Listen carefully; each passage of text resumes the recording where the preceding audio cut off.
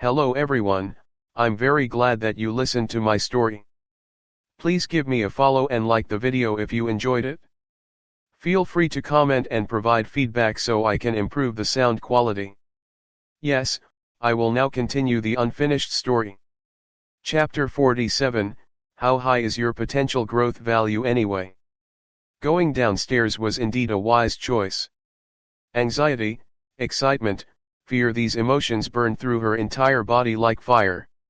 She had never felt so breathless before, and neither had her heart ever raced so fast. Her feet had just touched the floor of the main hall, and Lin Sanjiu did not even have the time to decide on the direction to head, when someone pulled her arm forcefully, leading her into a room. It was the meeting room where they got the table from. As she just managed to hide herself, two irate figures appeared in the main hall the very next second.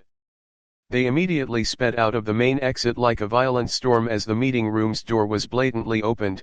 It simply did not cross their minds to take a look. Lin Sanjiu hid behind the door for some time, not daring to even try to catch her breath. She was relieved when she felt sure that the two Duoluozongs were not coming back. Hu Chenze, who was behind her, finally chided her, "Do you want to die? What sort of treasure is worth taking such a large risk?" Huh. I have no idea. Lin Sanjiu took a deep breath and her lips curved upward uncontrollably, revealing a narrow dimple at the side of her face. She did not mention the crucial point to him.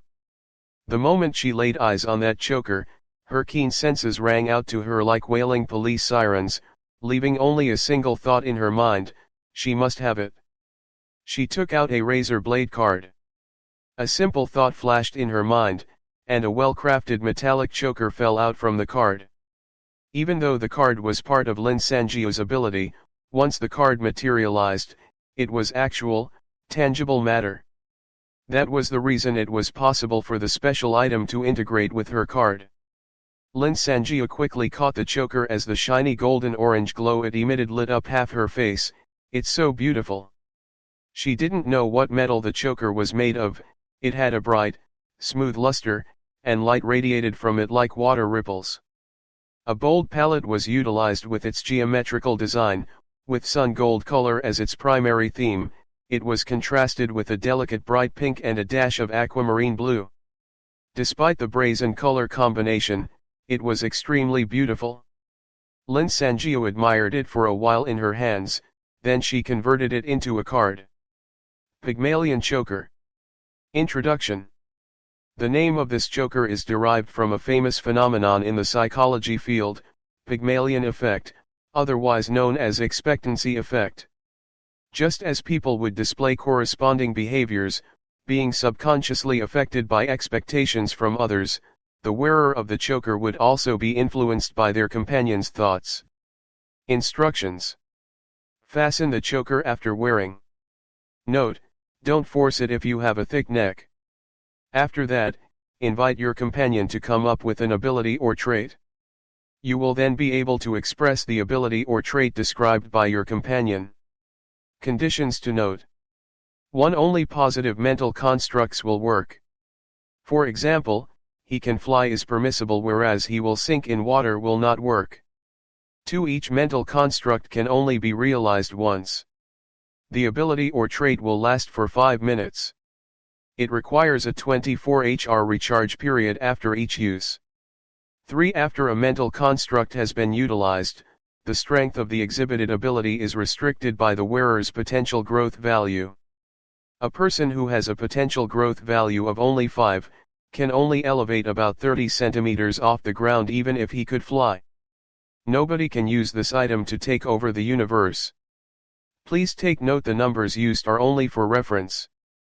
For once a wearer puts on the choker, it cannot be removed unless the choker is destroyed by brute force. The only other method to retrieve the choker is to chop off the wearer's head. So, please take good care of your own head.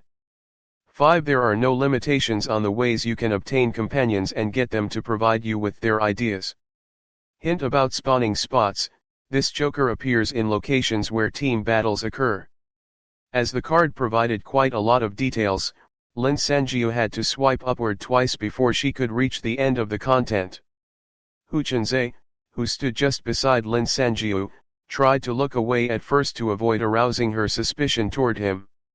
However, he finally couldn't withstand his itching curiosity, so he secretly took a few glances at her card. After Lin Sanjiu had finished reading the card, she converted it back to the choker.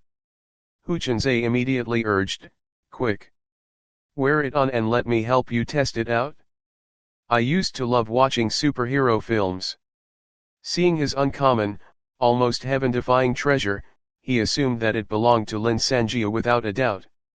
Lin Sanjiu smiled at him without feeling the need to reject his assumption out of courtesy. After all, she risked her life to obtain the item. She could not control the excitement she felt, her fingers trembled slightly as she wore the choker. Click! The choker's metal clasp snapped together perfectly. She touched the moderately cold choker which was now around her neck, then she grinned at Hu Chunzhe, "Okay, what sort of ability will you give me?" Before she could finish her sentence, there was a loud boom. A strong wind washed over them as they were buffeted by a rain of sawdust. They took a few steps back and turned to look. They discovered that the meeting room's door had been obliterated. Amidst the cloud of sawdust in the air, they could see a large figure. It belonged to one of the previous duoluazongs. Compared to the average duoluazhong, it had an extremely hard mouthpart which was at least one segment longer.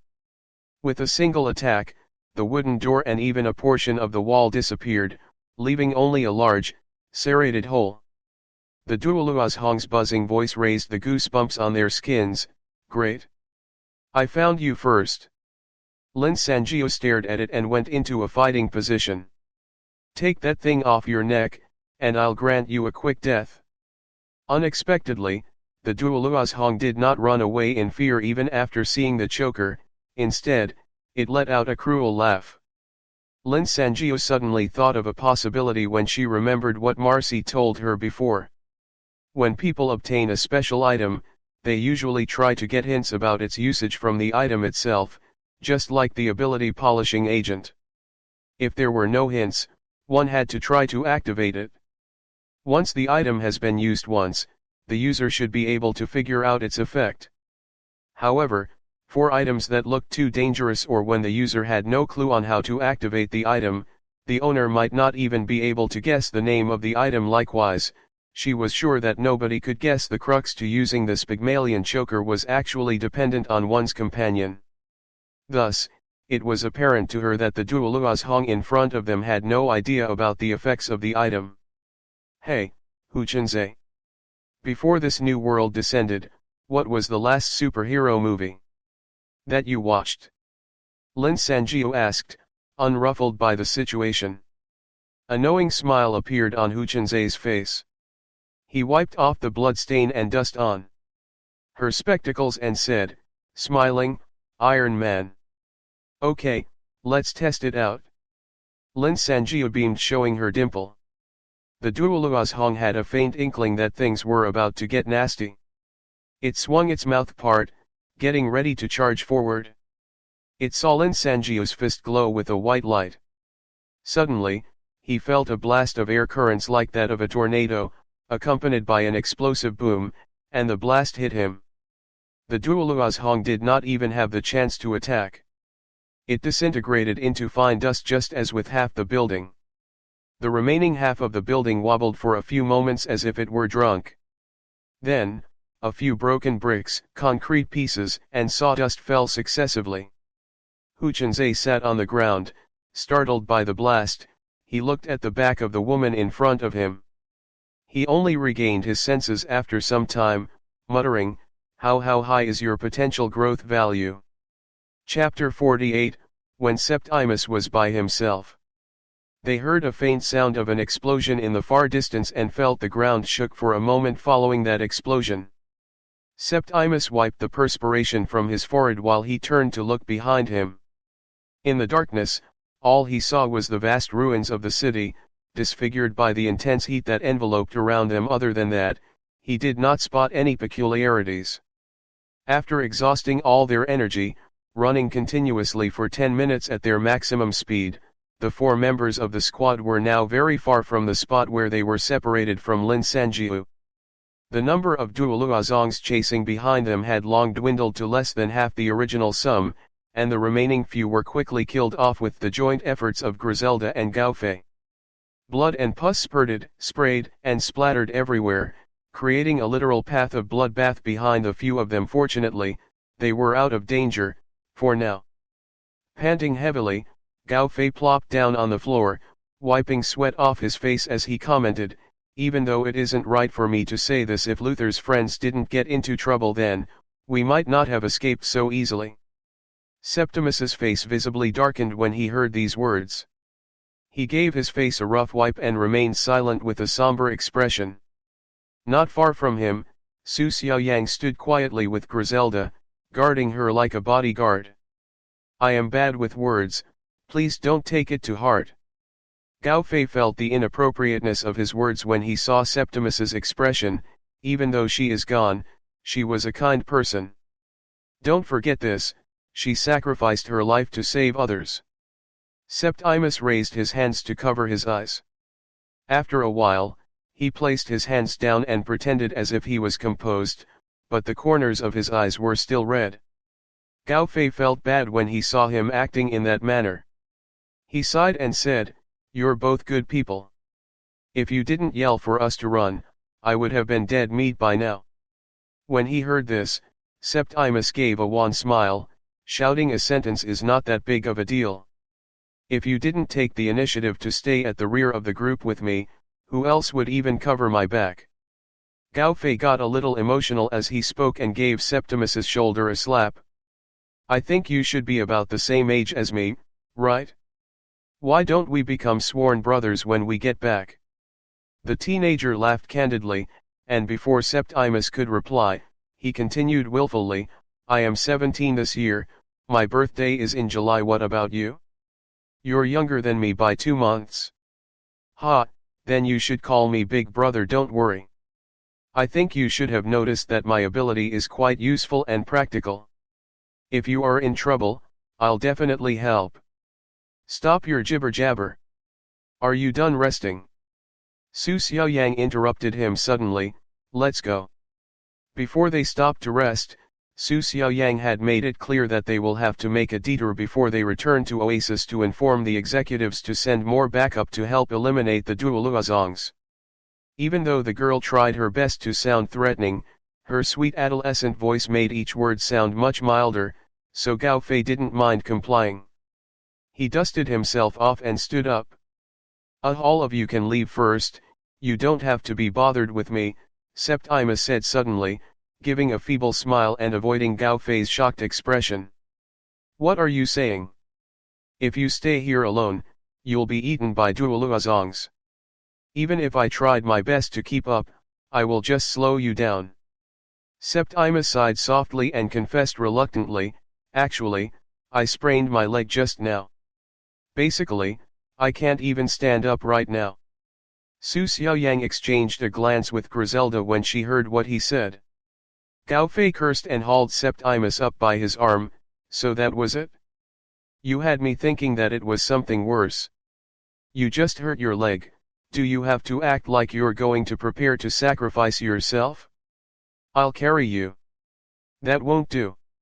If we meet the Duoluazongs again, it will be difficult for you to run," Septimus protested to no avail as Gaofei pulled Septimus's arms over his neck, latched his arm under Septimus's knees and carried him in a piggyback manner. Luther had a height of over 1.7 m, so he fit quite comfortably behind Gaofei's 1.9 m frame. Gaofei had extraordinary strength, so the weight of Luther's body was really nothing much to him. He flashed a smile at Su Xiaoyang and gestured for them to start moving. "Let's go." "Busybody," Griselda muttered under her breath as she crouched down for Su Xiaoyang to jump on her back. With that, the 4 of them started moving again. Even though Griselda brought a map with her, it did not show the area beyond Longhua Road. To make sense of their direction, they had to stop now and then to look around. There were even instances where they had to turn back when they found out that they were heading in the wrong direction. After they defended themselves against a few surprise attacks, the factory compound finally came into view in the distance. Just then, Gao Fei realized that the arms around his neck started to shiver. "Luther, what's wrong?" he asked a little worriedly. Septimus replied in a weak voice, I think I have a fever. I feel very, very cold." "Huh? Are you sure? Let me check." Gao Fei quickly stopped, shocked by Septimus's reply.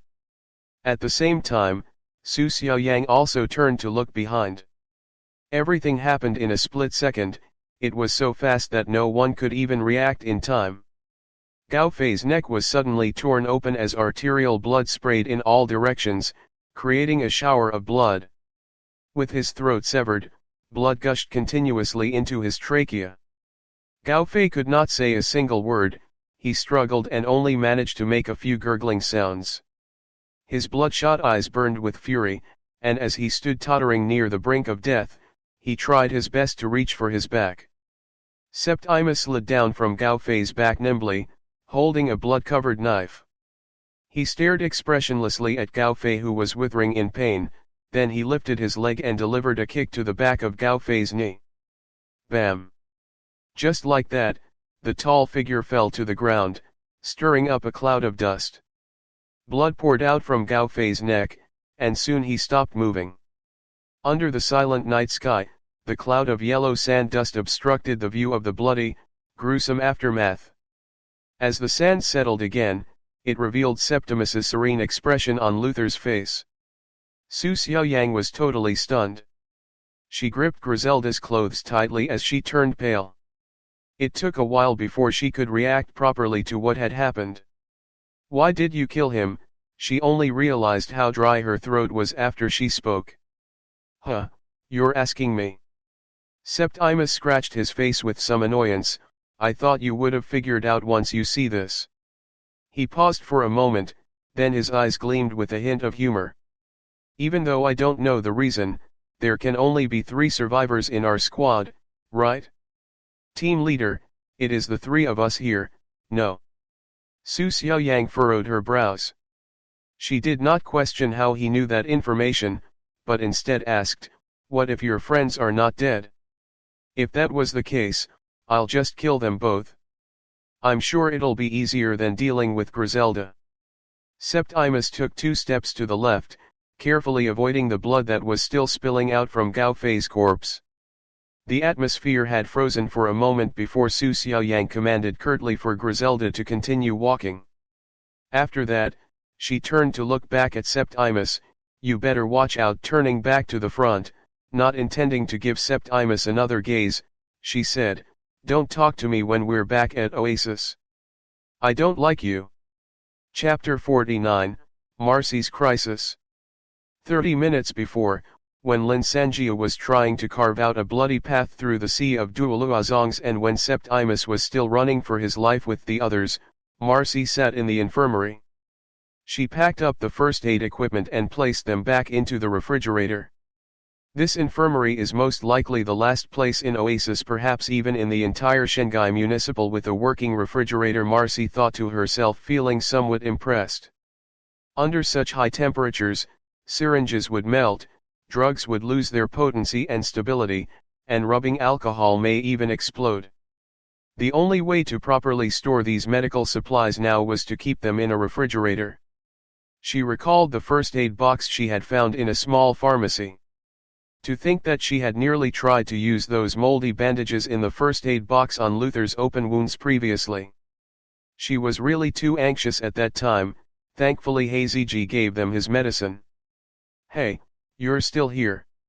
While she was engrossed in her thoughts, the infirmary door opened without warning, and someone popped his head in. "Oh, Executive Chen. I am just about to leave."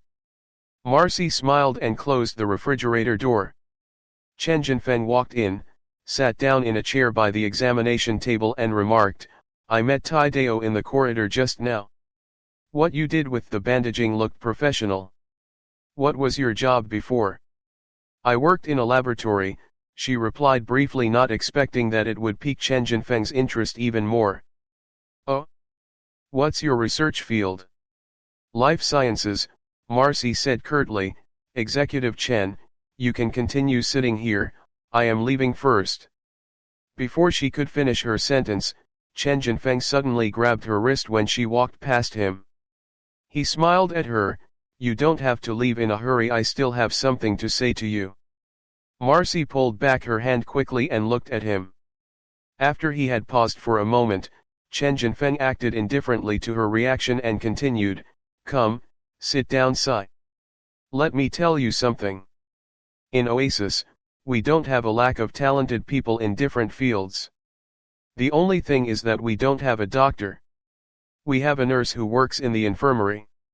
She can tend to superficial injuries and common illnesses, but she is unable to handle anything more. Since you were a life sciences researcher, I presume you are also knowledgeable in medical science. Do you mean that you want me to work as a physician here? Marcy asked, feeling a bit awkward as she sat down opposite from him. Chen Jinfeng clapped his hands together and smiled, that's right. Are you willing to do that? It is a meaningful job to help and save people. It's possible when there are no missions, I am sure I can come over here to help, Marcy said as she considered his proposition. She wanted to continue, but she suddenly felt something on her hand. She looked down and realized that Chen Jinfeng was stroking the back of her hand with his short stubby fingers. Marcy stood up immediately and glared at him in shock and anger. She was rendered speechless momentarily. Chen Jinfeng was not one bit surprised by her reaction, he also stood up from his seat. Even though he was burly, he was shorter than Marcy by a head. He ogled at Marcy's figure without any restraint, then he laughed, I spent all my efforts on managing Oasis, helping so many people.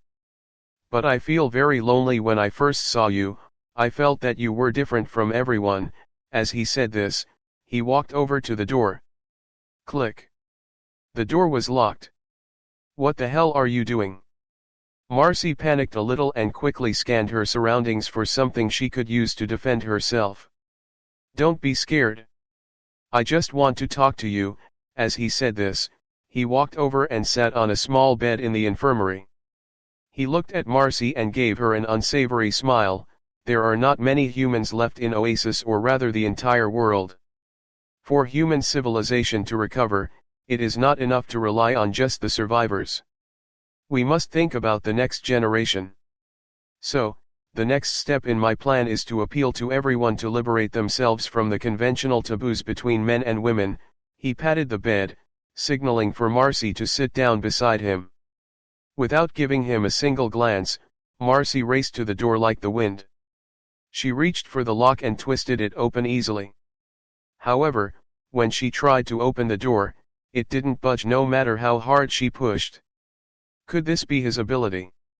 Just as Marcy alternated between fear and anger, she heard Chen Jinfeng's wet, obnoxious voice behind her, don't you want to play your part in reviving human civilization? I heard that the more diverse parental genes are, the more intelligent their offspring will be. Get away from me. Marcy could not stand it any longer. She delivered a kick in Chen Jinfeng's direction. Despite his short and bulky stature, Chen Jinfeng was surprisingly agile, so he dodged the attack easily. Don't waste your energy. Once I activate my ability, this infirmary is my territory. There is no way you can leave without my permission, and no way anyone can come in. He laughed as he threw his weight onto Marcy. Marcy buckled under the force and fell backward. Following which, Chen Jinfeng pushed her down and pressed his body against hers. He seemed to fully enjoy the woman's resistance and the feeling of her struggling beneath him. He grasped both of Marcy's arm with his hands. Without taking any other action, he sat on her and watched with narrowed eyes. Wow, Caucasian women are really different. Look at that buxom body, he chuckled before violently thrusting his fist into Marcy's stomach. Her body instantly curled like a shrimp. She was in so much pain that she could not even utter a word. Logically speaking, they both had enhanced bodies, so Marcy should be able to put up some resistance. However, she was now in Chen Jinfeng's lair. Chen Jinfeng grabbed her roughly, without any hesitation, groping her incessantly. "Oh, it's so soft, huh?" The firm roundness in his hands suddenly felt very strange. His hands were full one instant and empty the next. It was as if the woman's body could evade him. Perplexed, he opened his eyes wide and stared. Under him, Marcy's body flickered like a poor television image caused by bad reception. She disappeared for a second, then appeared again with the sound of a snap the very next second. When she disappeared, Chen Jinfeng's hands immediately hit the ground. At some point, she stopped struggling and confronted him with her blurry, pixelated face like that of a digital image. She asked him accusingly, "Didn't you say that Longhua Road was just 20 minutes away?" Chen Jinfeng leaped up in shock, still staring at Marcy's flickering body as he muttered, What's wrong with you?" The person in front of him, whom now had almost an illusory quality and whose colors were fast fading, stood up and yelled, "Answer me." The circumstances changed, and Chen Jinfeng was now trying to get away from Marcy. "Who knows what they're up to?" he retorted, a little anxiously. Feeling a sudden itch at the back of his neck, he touched the spot and realized that he had somehow received a small scratch wound. In an inexplicable manner, that small wound spurred him to reveal his hostility openly. "Consider yourself lucky today. Let me tell you the truth, those two friends of yours will never come back. If I want to get you, I still have plenty of chances in the future," he warned menacingly. Once he ended his sentence, there was a snap sound. This time, Marcy disappeared without a trace completely. Chen Jinfeng waited for a few seconds, but there was still nobody else in the room besides himself. Since he could not make sense of the situation, he quickly deactivated his ability and left the room hurriedly. 8 minutes after that occurred, Gao Fei carried Septimus on his back as the group of people started heading back to Oasis. Chapter 50, Sorry, I destroyed those buildings. What is with these tremors? A man in a singlet, with a face full of sweat, asked. It had been shaking for a while since just now, as if there is an earthquake. Then, the sounds of explosions. Yeah. It is weird that the tremors come one after another, inconsistently, the man sitting opposite him grumbled. Changing the subject, he said, it is too boring to just sit here and watch the door day after day. I wonder when we can go outside and patrol the perimeter. One of the other men sitting at the door immediately laughed. I bet you just want to go out to look for some cigarettes. I know you. Before he finished his sentence, a man who appeared to be their leader interrupted, there are people approaching. Stay alert. The guards stood up noisily and cast their gaze outward. The lights at the entrance of Oasis radiated out like a fan shape, from bright to dark. Within the area where the darkness crept into the light like ink on paper, there were indeed a few silhouettes. The first person they saw was a long-haired woman. She was covered in blood and grime and looked rather unpresentable. She was also carrying a young girl on her back. It was Griselda. Su Xiaoyang straightened her back and waved toward the people at the entrance. They are from the previous small squad. Check the number of people first, the leader yelled out. We have already confirmed that. There are 3 people. That is the quota for this group. Seeing that Griselda and Septimus were getting close, the leader gave a gesture and commanded, Okay. Open the door. The metal door slowly opened just when Griselda reached the door. As Su Xiaoyang did not fight during the whole journey, she was still very clean. Right then, she called out to the guards at the door, Quick! Inform the executives to come over. A large group of Duoluazongs may be coming toward here from Longhua Road. The guards were startled when they heard this, and they quickly turned to their leader. Their leader hesitated for a few seconds, but before he could speak, a gush of sand hit his face, and he looked up promptly. At some unknown point in time, an imposing whirlwind of sand was formed, and it now headed toward the entrance of Oasis. Even though it was still some distance away, the combination of strong wind and sand hit them in just mere seconds. The sand lashed at them, scratching their skins, and making it difficult for them to even open their eyes. Within a blink of an eye, the whirlwind was right in front of them. Su Xiaoyang and the others noticed this abnormality, so they rushed through the doors quickly. However, they were not fast enough. They had just stepped into the compound when the impact of the wind struck them, causing them to fall to the ground. While they tried to get up and were about to witness the whirlwind destroy their metal door, it stopped in front of the door as if it had a mind of its own. The howling wind grazed the metal door as the guards and the others stared bewilderedly at the whirlwind. Gradually, sand fell from mid-air as if the whirlwind had lost its core structure, revealing the two people right in the middle. When they saw the two people clearly, Su Xiaoyang's group of three gasped. She exclaimed, "They're still alive." The two people who walked out from the Dust Devil were indeed Lin Sanjiu and Hu Chunzhe. The corner of Septimus's eyes twitched for a second. Among the three of them, he knew the most about Lin Sanjiu's ability. Before this, he already looked down on her ability. He felt that Lin Sanjiu could survive till today only because of her keen senses and her athleticism. That was the reason why he was confident that she would not make it back when the two of them were surrounded by duoluazongs. Does she have the ability to control sandstorms now? Did she just develop a new ability?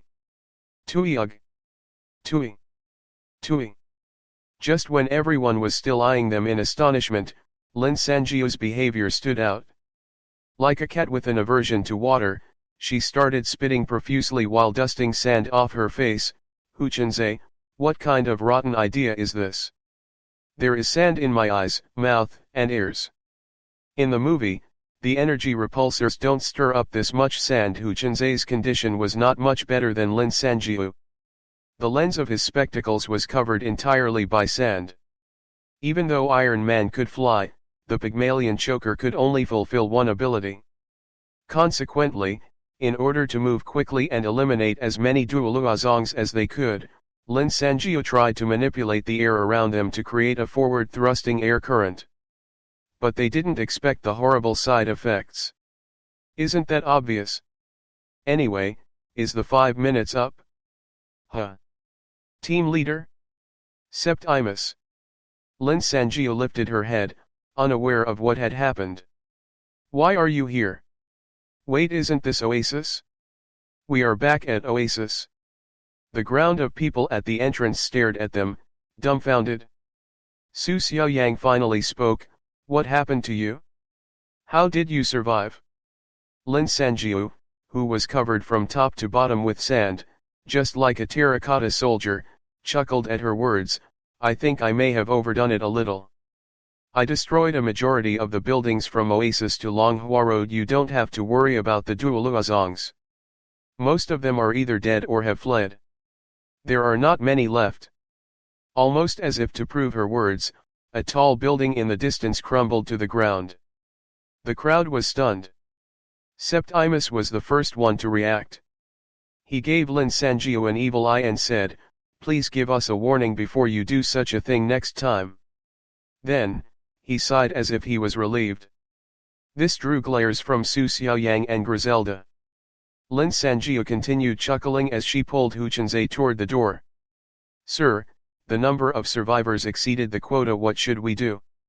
One of the guards whispered to their leader anxiously. "They are coming in soon. Should we stop them?" "What nonsense! Look behind," their leader chided as if he was speaking to a group of idiots.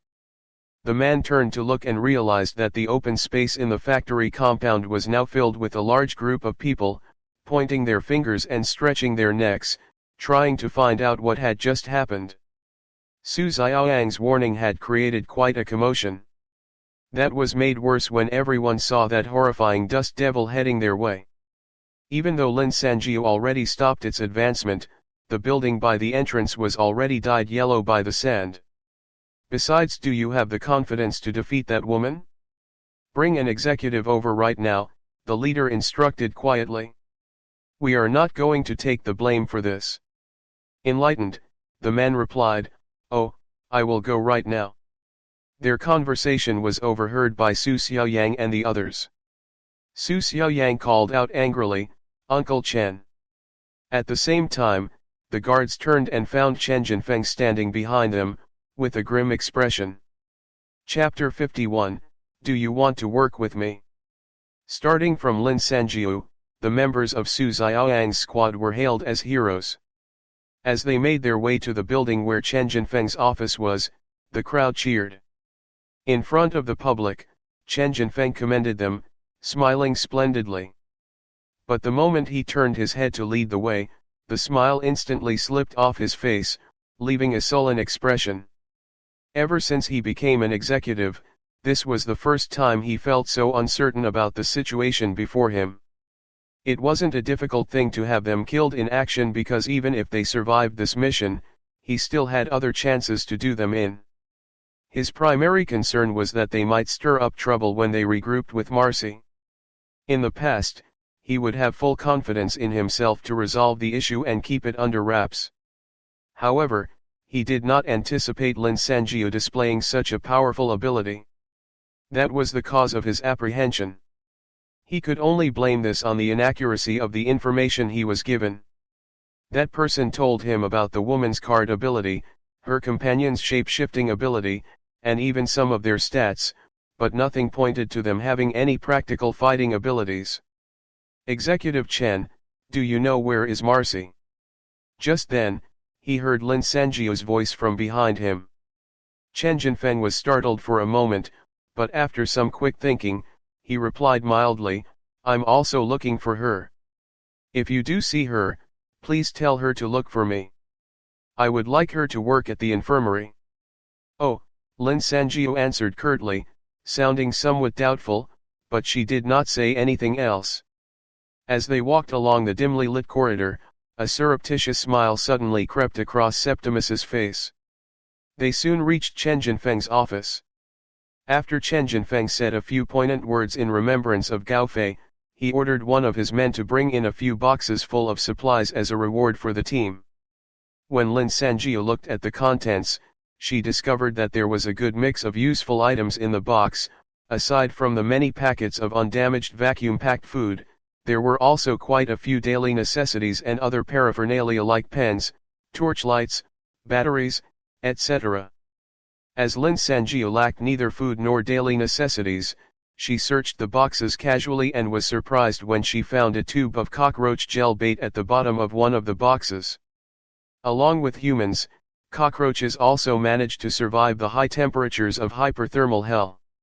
Albeit not because they evolved, but purely due to their natural body structure, but that was also the reason that their population fell sharply. Lin Sanjiu considered for a second, then she took the gel bait, smiling, I just happen to need this in my room. You all can distribute the other items among yourselves. I will just take this. She thought that she had already shown enough consideration for the others with her actions. However, she did not expect that Su Xiaoyang would just sit there without even taking one look at the boxes. Following suit, Griselda also did nothing. Subsequently, Septimus took only 2 torchlights. Left with almost the whole lock, stock, and barrel, Hu Chenzhe found himself a little flummoxed. Seeing that all the items have been distributed, Chen Jinfeng beamed as he said a short, superficial speech. The heat had led to a meltdown of all world governments, yet had no impact on Chen Jinfeng bureaucratic buffoonery. While he spoke, Lin Sanjiu took the opportunity to call out her diary card by covering her mouth and pretending to sneeze. Perhaps she was lucky, so her diary card appeared obediently when it was summoned. Once she had the card in her palms, she held it tightly. She untwisted the cap off the tube of cockroach gel bait and squeezed a little gel at the back of the diary card. A few words instantly appeared on the card, 12.58 m. Location, Chen Jinfeng's office. Lin Sanjiu squeezed a splotch of disgusting cockroach gel bait at the back of this card. Lin Sanjiu paid no attention to the implicit protest. Her planar world ability sometimes displayed human-like characteristics, which she had never observed in others' abilities, but she was already accustomed to it. When Chen Jinfeng paused to take a sip of water, she walked over to his desk in a nonchalant manner and smiled placidly, Executive Chen, I just want to thank you for all the assistance you have given us recently. While she said this, she stealthily pasted the card on the underside of the table. Chen Jinfeng laughed as he looked back at her unsuspectingly and said, "This is all within my duty." Lin Sanjiu nodded before she turned and noticed Septimus's gaze. "Did you see that?" she whispered as she walked past Septimus. "Luckily, it was only you and not the others. I want to see what this Chen Jinfeng is hiding." Septimus nodded back at her. It was time for them to leave anyway, so he just said, "Let's go." The two of them walked toward the door. Lin Sanjiu took one final look at Chen Jinfeng's table before she closed the door behind her. The small 10 square meters office was finally quiet again. Chen Jinfeng mulled silently in his seat for some time, but he could not assuage his restlessness. Maybe it was because he was still angry, maybe it was because he was disturbed by Marcy's disappearance, or maybe it was due to the failure of the squad's mission. In any case, this was the first time he felt so uneasy. At that exact moment, there was a thump on the door as if something or someone had knocked on the door. With his enhanced hearing, Chen Jinfeng was certain that no one walked past his office door. After a few seconds, he stood up and opened the door. Just as he expected, there was no one at his door. There was only a rock. He looked around and found a familiar figure standing at the far end of the corridor. "Why are you here?" Chen Jinfeng asked as he walked toward that person. "Why are you looking for me?" 1 meter, 2 meters, 3 meters, that should be fine. That person smiled and said, "I want to ask you a question. What did you do to Marcy?" The room was 4 by 2.5 that was 10 square meters. The diary card had an effective range within the radius of 5 that would be approximately 25 square meters. If that was the case, their conversation would not be recorded. The person was clear about this because that was what Lin Sanjiu told him personally. "What are you saying?" "Don't waste your breath," Septimus interjected. "We never told you that Marcy studied medicine. After we left, you must have met her, right? Then, you did something to her, and she disappeared." The man reacted with a pursed lip and an overcast expression. Once he saw that, Septimus smiled satisfactorily, knowing that he made a right guess. "Don't worry. I am not here to confront or condemn you. I know the reason for Marcy's disappearance. I am more than aware about that. I also know that you wished for Lin Sanjiu and me to die in today's mission, right?" He continued smiling. "But you won't be satisfied by just killing me now. Don't you find that woman, Lin Sanjiu, a hindrance? I wish that she would disappear as soon as possible too. So, do you want to work with me?" Chen Jinfeng widened his eyes in shock. Seeing that, Septimus said softly, "Besides, let me give you the assurance that Marcy won't appear during this time to interfere with your plans." Chapter 52, Hu Chenzhe identifies a problem with her companion. Using the water that Fang Dan brought to her, Lin Sanjiu managed to wash off the sand on her body. There was so much sand that the pile on the ground now covered her feet entirely. When her skin was finally moist and clean again, Fang Dan, who had been helping her fetch water, exclaimed in surprise seeing the choker on Lin Sanjiu's neck. "Oh, when did you wear that? It's beautiful." After she had washed the sand off her Pygmalion choker, it looked even more resplendent than before. Now Lin Sanjiu knew why no one commented about her choker before this.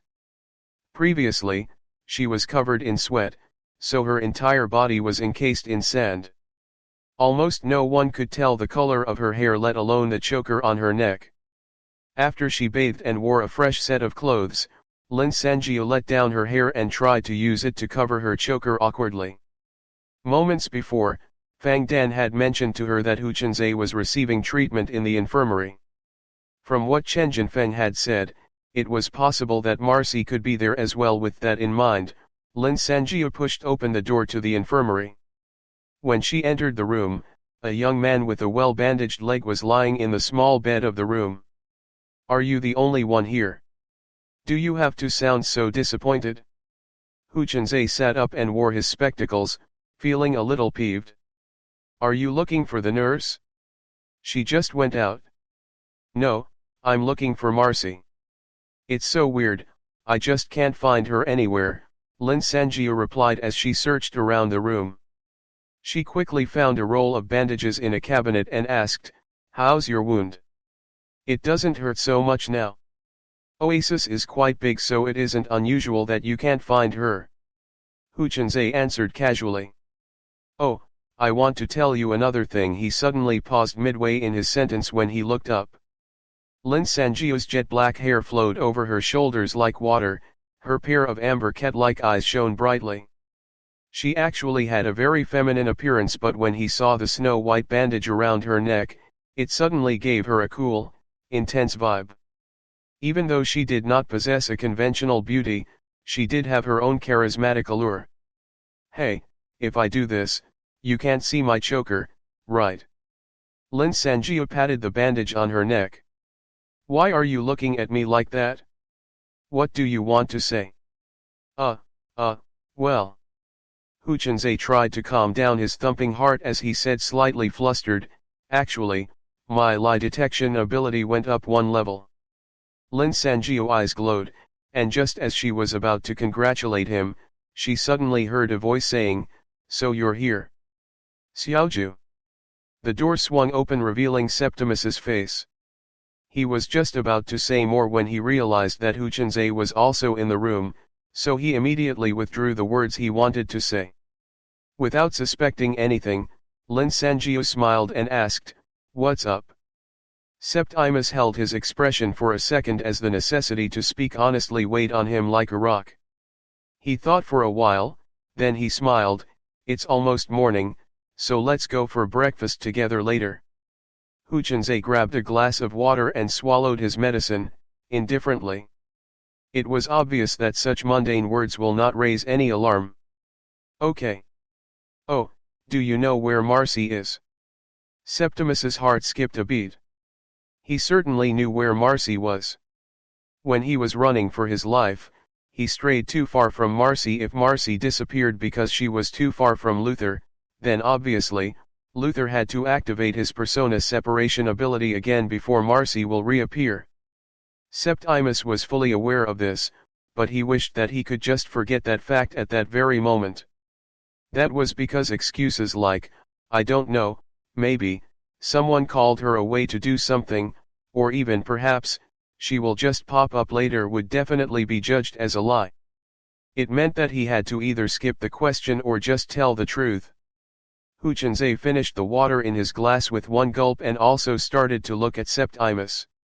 Before he figured out the Lin Sanjiu's new ability, he knew that he had to avoid Lin Sanjiu's suspicion. Septimus quickly scanned Lin Sanjiu and immediately exclaimed in an anxious manner, "Was your neck injured?" "Ah, that, actually." Septimus managed to successfully distract Lin Sanjiu. Before she could explain, Septimus sighed and interrupted her, "How could you be so careless? All right, you should rest first. Don't bother yourself with anything else. I will call you when it's time for breakfast." He did not want to waste time showing concern for that woman now. He knew it was critical for him to leave as soon as possible. Anything else would mean looking for Marcy to Lin Sanjiu. Whereas, it would not be considered a lie from Hu Chunzhe's perspective. Septimus hid his relief and celebrated his quick thinking inwardly as he quickly left the infirmary. "He lied to you?" "Huh?" Lin Sanjiu was stunned. "What do you mean?" "I don't mean the conversation just now," Hu Chunzhe explained as he gave his head a scratch. "After my lie detection leveled up, it has 2 new attributes. Now, I can tell if someone had lied to another person and the identity of the person being lied to in the past 24 hours. So." Now, Lin Sanjiu understood his words, but it was difficult for her to accept this. She crossed his arms and thought for a long time before she mumbled, "He avoided my question about Marcy, just now. That's a little odd. Could it be that he lied to me about this? But that doesn't make sense. We didn't even talk much since we came back. Could he have lied even before the mission? Or during the mission? But Marcy was us before the mission, so we wouldn't have discussed about her. When did he lie to me? Lin Sanjia was feeling increasingly perplexed by the matter. She just could not wrap her head around it. After Hu Chenze got those words off his chest, his mood lightened significantly. Not caring that Lin Sanjia was now confounded, he planted his head back on the bed. You can take your time to think slowly. This patient needs to rest now. He was indeed feeling very tired after being tortured by his injured leg and dragging it around for such a long time. Preoccupied, Lin Sanjia replied, "Okay, you should rest first. I need to go to Chen Jinfeng's office to get something since Septimus knew where she had hidden her diary card. She was a little bugged by that. Anyway, it had already been 2 hours or so since she planted her card there. Be careful. Since I am not around with you, I can't help you discern the truth," Hu Chenze advised before he closed his eyes comfortably. Unexpectedly, Lin Sanjia froze for a moment and suddenly gripped Hu Chenze's arm tightly. "Hey, I have a question. Can you tell if someone is lying without using your ability?" Her question was quite confusing and really came out from nowhere. As he looked into her pair of amber eyes at close proximity, he stammered, "Of course not. I can only discern whether a person is telling the truth because I'm using my ability." "What do you mean?" At that instant, Lin Sanjia realized what Septimus's lie was. She thought for some time while Hu Chenze's skin grew very hot. "Hey, you are too close. A girl like you shouldn't." She gave his arm a heavy slap and shouted, "Thank you," before she shot out of the door. Chapter 53, Baffled. During the mission, Septimus told her that he could not use any of Luther's ability. Lin Sanjia moved so fast that she was just like a fleeting shadow, but her footsteps were silent. Chen Jinfeng's office was just ahead, his office door was shut, and light filtered through the gaps around the doorframe. She halted and walked slowly to the door. As thoughts ran through her mind, Lin Sanjia held her breath as she tried to hear for any movements behind the door. Luther had two abilities: persona separation and shape-shifting. If Septimus could not shape-shift, logically, he would not be able to use persona separation. If so, as a product of Luther's persona separation, Marcy should also disappear. She did not hear a single sound from behind the door, so she concluded that there was no one in the room. However, before we left, Marcy was still her usual self and only disappeared after we returned. That meant that Septimus has been maintaining Luther's ability. Not only did Marcy know this, but she just took it as a given, so she simply didn't bring this up to me. That's right. Septimus' lie must be that. Lin Sanjia turned the doorknob carefully and found it unlocked. She celebrated her luck and scanned around her before she slipped into the office and closed the door behind her. After she entered the room, she crept to the table and reached out to check her diary card was still there. She took it and saw the last line on the card, 3.05 m. The defiled and humiliated diary card was retrieved. "I don't have time to hear your complaints." Lin Sanjia rolled her eyes and quickly wiped away the gel bait without reading the rest of the content on the card. Since the door was not locked, Chen Jinfeng might not be far and could return at any time. The card disappeared into her palm, and she left the office without delay. Their dorm in basement 1 was already filled with sounds of few conversations which belonged to the people who had finished work or were resting. As there were only a handful of people, their voices echoed hollowly through the basement, making the place sound rather empty. Lin Sanjia beelined into her own cubicle and called out her diary card. In the past 2 hours, her diary card had recorded a total of 10 pages of content due to Chen Jinfeng's penchant for saying **t. The card named the people whom Lin Sanjia knew and gave labels like ABC to the people she did not. Even after reading the card for a while, she found nothing suspicious except for the first 15 minutes when Chen Jinfeng left the room. After that, The conversations were just trivialities like man A discussing some random administration matters or woman A asking him about the breakfast menu. But Lin Sanjio's eyelid twitched when she reached the 6th page. She was speechless because it recorded the conversation between Chen Jinfeng and woman C. Even though it was a conversation, there was barely any content. Lin Sanjio braced herself and scrolled through the countless lines of before she was finally stunned. Chen Jinfeng, you're still better today. I searched for a foreigner because I just wanted to try her out. But she got away. *CK. She doesn't know her place. And I don't know where she went. Woman C, hey you badu. How could you look at other women when you already have me? That son of a b*TCH actually laid his hands on Marcy. Lin Sanjio's face darkened. If the diary card were just a normal piece of paper, she would have torn it up. Suppressing her anger, she quickly read through the page, but Chen Jinfeng did not talk about Marcy after that. She was on the last page, but she still found nothing of interest. Even though Lin Sanjio didn't know what she was expecting to find, she could not help feeling a little disappointed. She suddenly muttered, as her gaze hovered over the following words, 2.48 m. Tianminbo, Voli, arrived at the door of office 306 and knocked. Voli was in Oasis. The figure she saw at their dorm was really him. She contained her shock and continued reading. Chen Jinfeng, I was trying to find you. What's wrong with your info? Tianminbo, there is nothing wrong with my info. There must be some misunderstanding. Chen Jinfeng, misunderstanding? Then, how do you explain Lin Sanjio's display of power? Tianminbo, I think she found a good item. Executive Chen, this is good news. If they die, you will get both the pocket dimension escape portal 1 and that item to create sandstorms. Chen Jinfeng, grunt. Voli, I am already at my limits. Because you were afraid that they would find you, I even sent Hu Chenze out on a mission. Just because he is acquainted with them and have seen you before. You should start being useful. Tianminbo, just tell me what you need. Chen Jinfeng, I am going out now. We'll discuss this on the way. 2.50 m. Both people left the room and left the recording range. Why did Chen Jinfeng choose that time to leave? Lin Sanjio cursed with gritted teeth and kept the diary card. Her brows furrowed as she thought hard about what she had just read, yet she could not get any logical conclusion. Damn it!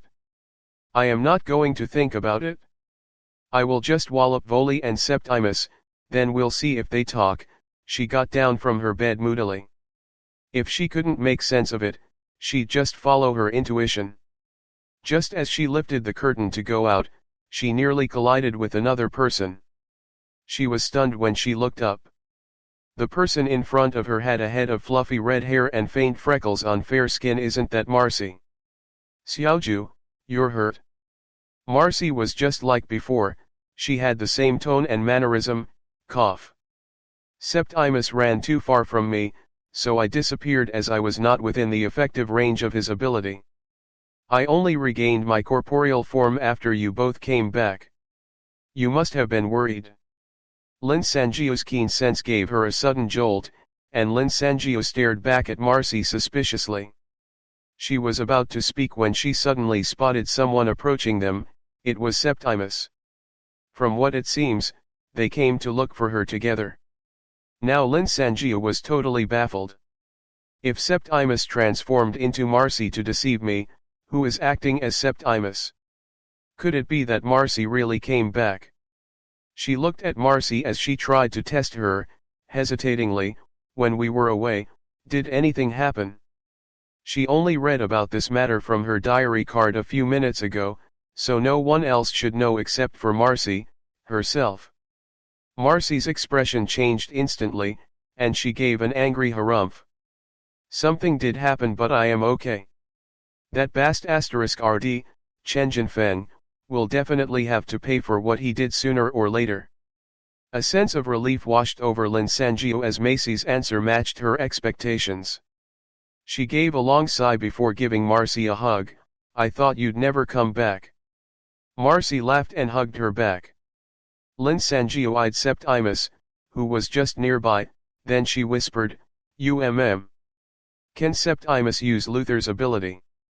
Now that Marcy was here, she wanted to confirm her conjecture. "Of course not." Lin Sanjiu heard a gentle female voice at the side of her ear. Chapter 54, My ability turned weird after a level up. Lin Sanjiu really felt relieved when she finally saw Marcy. As for her doubts and questions, she decided that she could slowly investigate about them later. The next item on her to-do list was to hunt for Voli. Since she spotted him at basement 1, that basically meant that he was living in the same building. If she searched cubicles one by one, there was no way she wouldn't find him. The surprising thing was that Lin Sanjiu didn't even catch a glimpse of Voli for consecutively 3 days. For the past 3 days, she waited till everyone was asleep before searching the cubicles. She already checked every cubicle in basement 1, but she couldn't find him. Just to play safe, she also searched the cubicles in basement 2, but it was futile. Is it possible that he's not in this building? If so, it'll be troublesome. Lin Sanjiu thought to herself. Recently, Xiao Yu somehow became much stricter about sleeping times. Perhaps because she had been triggered by something, she now sits in a chair at the stairway every morning as if she was deeply afraid that someone would just go out during daytime. After 4 uneventful days of fruitless searching, Lin Sanjiu laid on her bed. She was starting to get impatient about the matter. For the past few days, her keen senses had constantly been wailing like a police siren in the far corner of her mind, making her feel very uneasy. She had the nagging feeling that something was wrong. During the night, she could temporarily ignore the underlying anxiety as she went around Oasis helping others with their chores. However, once she laid on her bed, it was a different story. Lin Sanjiu closed her eyes and took a deep breath, then slowly exhaled. After she had done this a couple of times, she managed to just focus on her own breathing. All her distracting thoughts melted like snow in summer and faded back into the recesses of her mind. Her mindscape was just a dark navy, she could see nothing there. It reminded her of the silent deep sea where thousands of mysterious creatures hid. Lin Sanjiu found herself in a very strange state of mind. It was as if she was an outsider in her own mind, quietly observing the depths of Lin Sanjiu consciousness. She looked downward as she felt the light current of the water against her body. She suddenly spotted a gigantic object, so large that she could not see the far side of it. It was so large that she thought that it was part of the sea.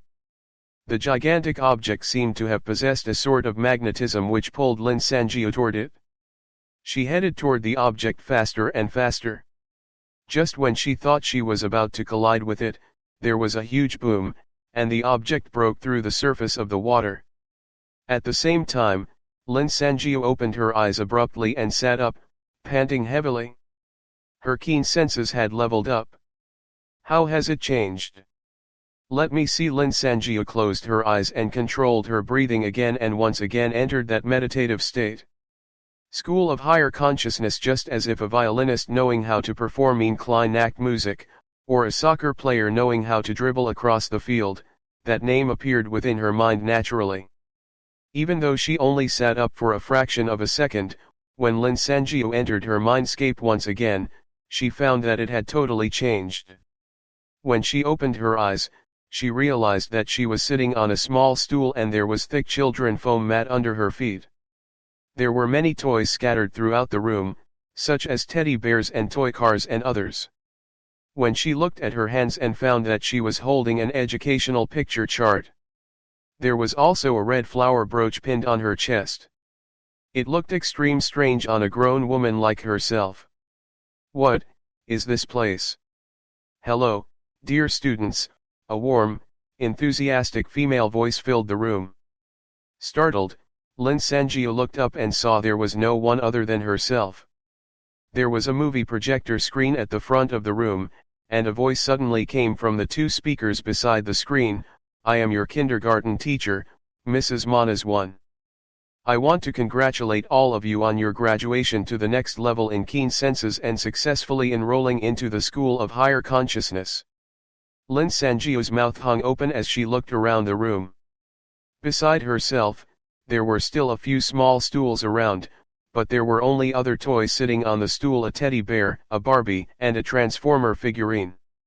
"I must be your only student." Regardless of the audience, the voice over the pair of speakers continued, "Everyone must be curious about the difference between intuition and higher consciousness, right? What we call intuition is actually a sort of rapid judgment about a situation based on one's previous experience, sensations, and emotions, etc. Thus, there is no guarantee that keen senses is correct 100% of the time. The root of our intuition lies in our subconscious mind. Higher consciousness is a skill that is developed from our subconscious mind, and it is super powerful. The tone used did sound like one meant for speaking to a group of young children. Alright, now everyone will learn how to control their higher consciousness. The first step to do that is to have a thorough understanding of what it is. Little bear, please don't touch Barbie's leg. Lin Sangio turned her head, wanting to see that student who would have been banned from any kindergarten school. The teddy bear was sitting silently in its seat, and the Barbie still wore the same smile.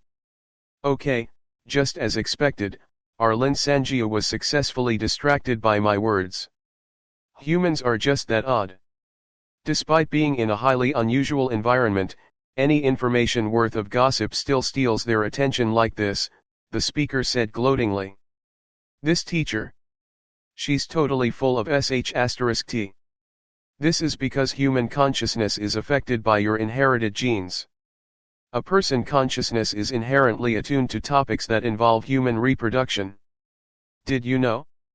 A seemingly intuitive reaction is actually brought by the decision of your subconsciousness. No matter what you say, it sounds like a random excuse. Lin Sangio's expression was still sour. Just as though the speaker heard her, the speaker changed the subject abruptly. Now, we shall start our class. Please look at your picture chart. Lin Sangio took a closer look at the picture chart and saw that there was a drawing of a motherboard on the piece of paper. Honestly speaking, no children would be able to understand what is written there. This is the topic for today. The database in our consciousness. Many people spend a lot of effort trying to sharpen their perception. However, what they do not know is that massive amounts of information are recorded by one's eyes, nose, ears, body, and skin. Unfortunately, normal humans will never be able to access this information even if they try an entire lifetime. This is because this information is stored in one's subconsciousness. After you possess a higher consciousness, your subconsciousness will automatically filter through all the information in its database. It is not easy to understand this, so let me give you an example. After the speaker had said this, a close-up image of a bowl of instant noodles appeared on the projection screen with a "pa" sound. Hey, I really dislike this bed of red hair. Lin Sangio suddenly heard Marcy's voice over the speakers. She sounded like she was quite some distance away. A pair of familiar hands appeared on the screen, tearing open a packet of condiment. Lin Sangio looked down at her own hands half-witly and confirmed that the hands shown on the screen were hers. She had some impression of that instant noodle. During that month they spent in the supermarket, she often ate that brand of noodles. However, Lin Sangio could not remember Marcy saying those words before. What can I do? You have already taken on a corporeal body. Lin Sangio recognized Luther's voice. Well, you could make me look like Natalie Portman. You've got to be kidding me. It will tire me out to keep that ability activated. Besides, her fans wouldn't be happy to see her killing Duoluazongs. Once the screen turned black, Lin Sangio shuddered a little. She instantly knew what was wrong. The scene changed, and it now showed the incident which happened when she first saw Luther and Marcy at Zumei's house. At that time, both had transformed to look like her parents. Luther could use his shape-shifting ability on another person beside himself. She was unable to fathom how she could forget that since she witnessed it herself. That meant that Septimus need not transform into Marcy. He could transform someone else into Marcy or even get that person to look like himself, Lin Sanjia mumbled to herself. Bizarrely, while it was supposed to be an infuriating matter, all she felt was a strange calm. The screen suddenly turned black again, and Mrs. Mana's voice sounded out from the speakers. The reason why Lin Sanjia can't remember that this has nothing to do with her muscles being more developed than her brain, though that is in fact true. This is because most people would just store such information in their subconscious mind. Under normal circumstance, no one would actually take notice. The information that is recorded in one's subconscious mind for a mere 0.1 second glance can fill up over 10 pages. If you use your higher consciousness, you will be able to filter and analyze the large amount of information and make a judgment, obtaining the observational skills of a legendary detective.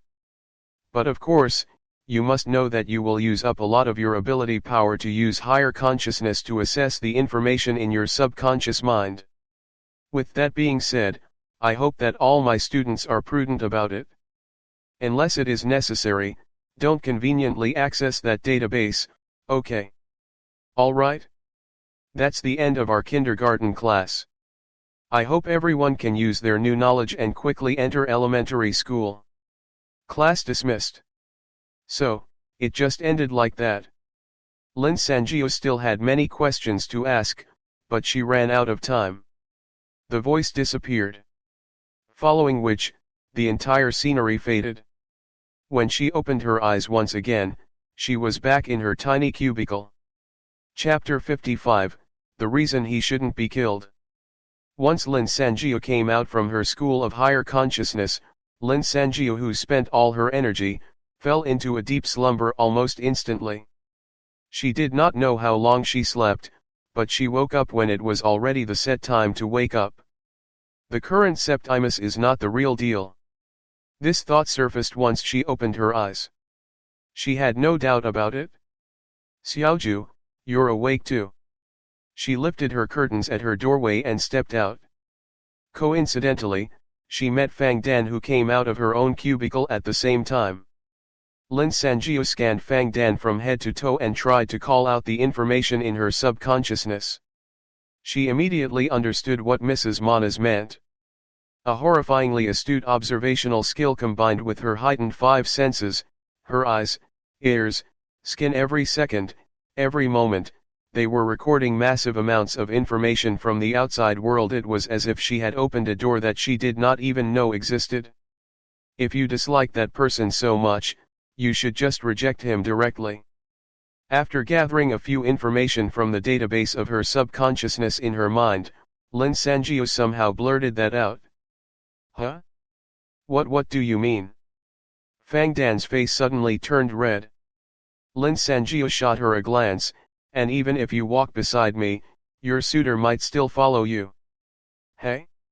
How did you know? Fang Dan was stunned as she asked, stammering. The answer was actually very simple.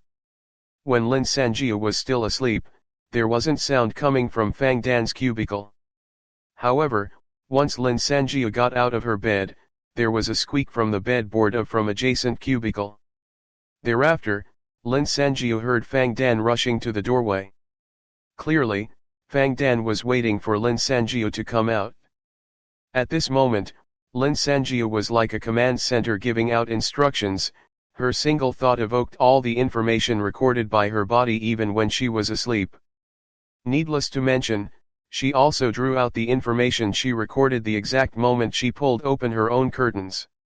Lin Sanjia saw a pink card on the floor, and from the vague outlines of the words, it was definitely written by that relentless suitor. The reason why Fang Dan planned to walk beside Lin Sanjia was because the suitor was waiting nearby for her. Unfortunately, after a few scenarios and a few zoomed-in images surfaced in her mind, Lin Sanjia had no choice but to stop so she could recharge again. Her school of higher consciousness had just taken shape, and the length which she could use her higher consciousness she had was still pitifully short. She had only used it for a bit, and it seemed to her she had reached the critical point where she risked using up all the fuel. Fang Dan was astonished. How did you know that I don't like him? I woke up late, so most of the people in the building must have finished their dinner. But you'd rather wait for me with an empty stomach, isn't that obvious? There was a long rectangular case bulging from Fang Dan's pants pocket. It was her chopstick case. Since she brought it along with her, it meant that she had not eaten. Watching Fang Dan's flabbergasted face, Lin Sanjiu added, "Oh, and tonight dinner is your most hated boiled mushrooms." Huh? Didn't you just wake up? How did you know? That's because the cooks in Oasis aren't that fantastic. When mushrooms are boiled, they exude an earthy smell. That smell lingers on everyone who has eaten their dinner. But Lin Sanjiu did not say that out because she felt a little dizzy even after she just retrieved that bit of information. Apparently, that ability was very draining. Just like how one's brain dull out the sensation of the material of the clothes a person is wearing, the sensations she just felt would have been tuned out by her brain in the past. If that wasn't the case, even a supercomputer would break down from the amount of information accumulated after a few days.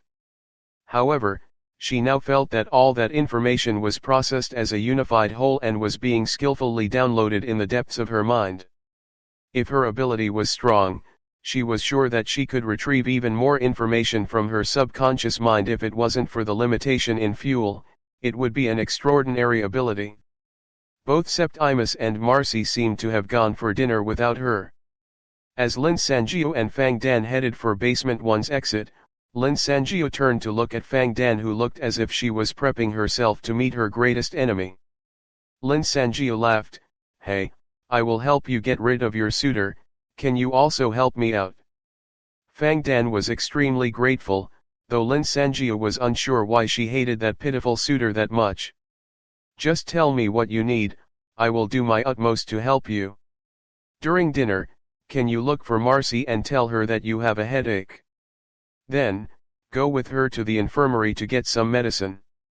Simple, right? Lin Sanjiu's eyes narrowed when she replied, "If she asks about me, just tell her that I am helping out the well management team." Fang Dan did not detect anything, even though she was slightly puzzled by the request. She nodded her head and said, "No problem." Chatting along the way, they walked out of Basement 1 and found a man, with middle-parted hair, sitting on the stairs. When he spotted them, his eyes beamed and he ran toward them. However, before he reached them, he was halted by Lin Sanjiu. Lin Sanjiu gave him a cold look. Her expression along with the white bandage around her neck gave her an unsettling aura. The man gulped and swallowed back the words he was about to say. "You better stay away from her today. All living things have a natural instinct to sense a powerful opponent." Lin Sanjiu was fairly satisfied that this man still had the sense to stop. Even though his expression turned rather nasty, and his veins were bulging, he did not follow them. Fang Dan was shocked, but that did not delay her. She hurried to the canteen while Lin Sanjiu stayed outside the canteen and waited at a secluded spot. After 20 minutes, Marcy supported Fang Dan, who looked in pain, out of the canteen. Lin Sanjiu did not make a move, she just continued monitoring the entrance of the canteen. After a while, she saw Septimus walking out, while he picked his teeth at the same time. If she thought about it carefully, this was the first time in many days that Septimus was by himself. He walked about in a leisurely manner toward the dormitory, yawning and dragging his legs. Recently, they were not sent out for other mission. Instead, the few of them were fast becoming freeloaders. Nimble like a black cat in the night, Lin Sanjiu got into action. The space between buildings in the factory compound was quite narrow. Without suspecting anything, Septimus hummed as he walked past one of the buildings. Suddenly, he was kicked, and he lost his balance, falling into the small alleyway between two buildings. Before he could curse out, a cold hand gripped his throat, and he was pinned against the wall. Cough, cough. Who are you?" The alleyway was very dark and he was still unable to clearly identify his assailant. Lin Sanjia gave him a humorless smile, her white teeth were the only eye-catching feature amidst the darkness. Then, she said with a soft voice, "If you can't see clearly, why don't you take out your mobile phone and illuminate this place?" Tianminbo. The man she pinned to the wall fell silent for a second. With trembling legs, he finally spoke, "Xiao Xiaoju. What are you saying?" I. Shut up. Don't think that I can't do anything to you just because Septimus transformed your looks." Lin Sanjiu hissed, edging closer, her words seeped through her clenched teeth. "Why don't I stab you repeatedly and see if your body will revert to its original form?" The man did not say another word. Instead, he started to struggle as hard as he could. Voli already had enhanced strength, so Lin Sanjiu could not allow him to continue resisting. With a flash of metallic silver, she held the chef's knife against his neck. He immediately stopped moving. In contrast to the surrounding heat, he could clearly feel the cold metal knife against his skin. "This is not an empty threat," her voice was dangerously calm, "you won't have enough time to dial 110. I don't have any reason to let you live." The man crumbled under the pressure of the murderous intent he felt. Septimus collapsed into a bout of tears and shouted, wait, it wasn't my idea to trick you like this." Even when Voli was begging for his life, he kept Luther's appearance. Apparently, he had no way of undoing the transformation. Lin Sanjia was totally disgusted by him. She gave a faint laugh, "I don't have to kill you. I can just break your legs and hand you over to Heiziji." Voli's face turned sheet white in a split second. He could never imagine that Lin Sanjia would be acquainted with Heiziji. If she was going to hand him over to Heiziji, he would rather die quickly by her hands. He trembled and shook. "You can't do that." "Oh, why not?" With much difficulty, he pulled out a paper from his pocket and raised it up weakly, "Because I am a consular officer." Chapter 56, Voli clarifies the series of events. Place of issue, hyperthermal hell. Valid destination, 1984. Valid from, 6 months prior to the descent of 1984. This visa was issued by the consular officer of hyperthermal hell. "Look, I'm telling you the truth." Voli slumped against the wall in fear with the knife at his neck. The piece of visa fluttered loudly as his hand trembled.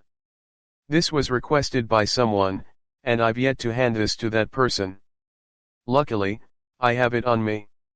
Lin Sanjiu scrutinized the visa. She found that it did match the visa that they found on Ren Nan's body. "Who did you issue this visa to?" "There isn't a name here." As she said this, she stuffed the visa into her pocket. Voli was about to cry. His expression looked oddly unsuitable on Luther's face. "That's for Septimus. All visas don't have names. However, they belong to whoever it is issued to. You won't be able to use it even if you snatch it away." "I don't want to talk about that now, I have quite a lot of questions for you." Lin Sanjiu flashed a cold smile at him. Without giving him a chance to interject, she kicked his knee and gripped the back of the collar when he fell. "I'm bringing you to a place where it's safe to talk. You better not try anything funny. I can't guarantee that the knife won't slip out of my hand. You know my ability. At most, I would just give up on getting a visa. We can see if my ability is faster or yours." Voli could feel Lin Sanjiu's mildly warm fingers through his clothes. They weighed like a ton on his shoulders. Voli did not dare to make a move and agreed profusely. Lin Sanjiu knew that Voli was a very wily character that could even deceive a cunning man like Li Haijun. If she wanted to pry even a dime of truth from the man, she needed Hu Chunzai's help. Lin Sanjiu estimated that more than 20 minutes had passed, so Fang Dan and Marcy should have already left. She listened from the door of the infirmary and confirmed it. After that, she opened the door and threw Voli onto the ground. The man landed with a heavy thud while she swiftly closed the door behind her. At the same time, She pinned Voli's leg to the ground with one of her feet. As she expected, Hu Chunzhe was the only person in the room. Hu Chunzhe was startled when he saw them, and he nearly fell out of the small bed he was on. What, what's the matter? Let's all settle this rationally. Isn't he your friend? Sure enough, as Voli had Luther's appearance, Hu Chunzhe had misunderstood the situation. Lin Sanjiu did not respond immediately. Instead, she stepped on Voli a little harder before she coldly explained, "This person isn't Luther. Voli, if you dare to even tell a single lie, we will know. Now, let me ask you, when did you start working together with Septimus? What is your objective?" Hu Chunzhe could tell that something was wrong. He sat on his bed and frowned while he stared at Voli. Two people against one. Voli knew that circumstances were unfavorable for him. He deliberated over it and decided to adapt to the situation and tell them what he knew truthfully. Even though Hu Chunzhe was reasonably confused by Voli's reply, he nodded to Lin Sanjiu and confirmed that what Voli said was true.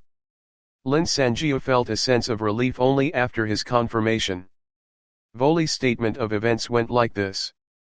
After Voli had escaped from the pocket dimension, he lost his car. When he was trying to look for another car, he found out about the existence of Oasis unintentionally. Following the information that he had obtained, he reached Oasis a few days earlier than Lin Sanjiu and the others. He quickly ingratiated himself with Chen Jinfeng. However, he suddenly spotted a walkie-talkie one morning. He was really shocked when he saw it because it looked very familiar and he recognized that it was the set that he gave to Lin Sanjiu. He knew without a doubt that Lin Sanjiu and her companions were also in Oasis. Even though Voli did not wish to see her, he hid himself after he picked up the walkie-talkie. As expected, he saw Lin Sanjiu and overheard her conversation with Hu Chunzhe.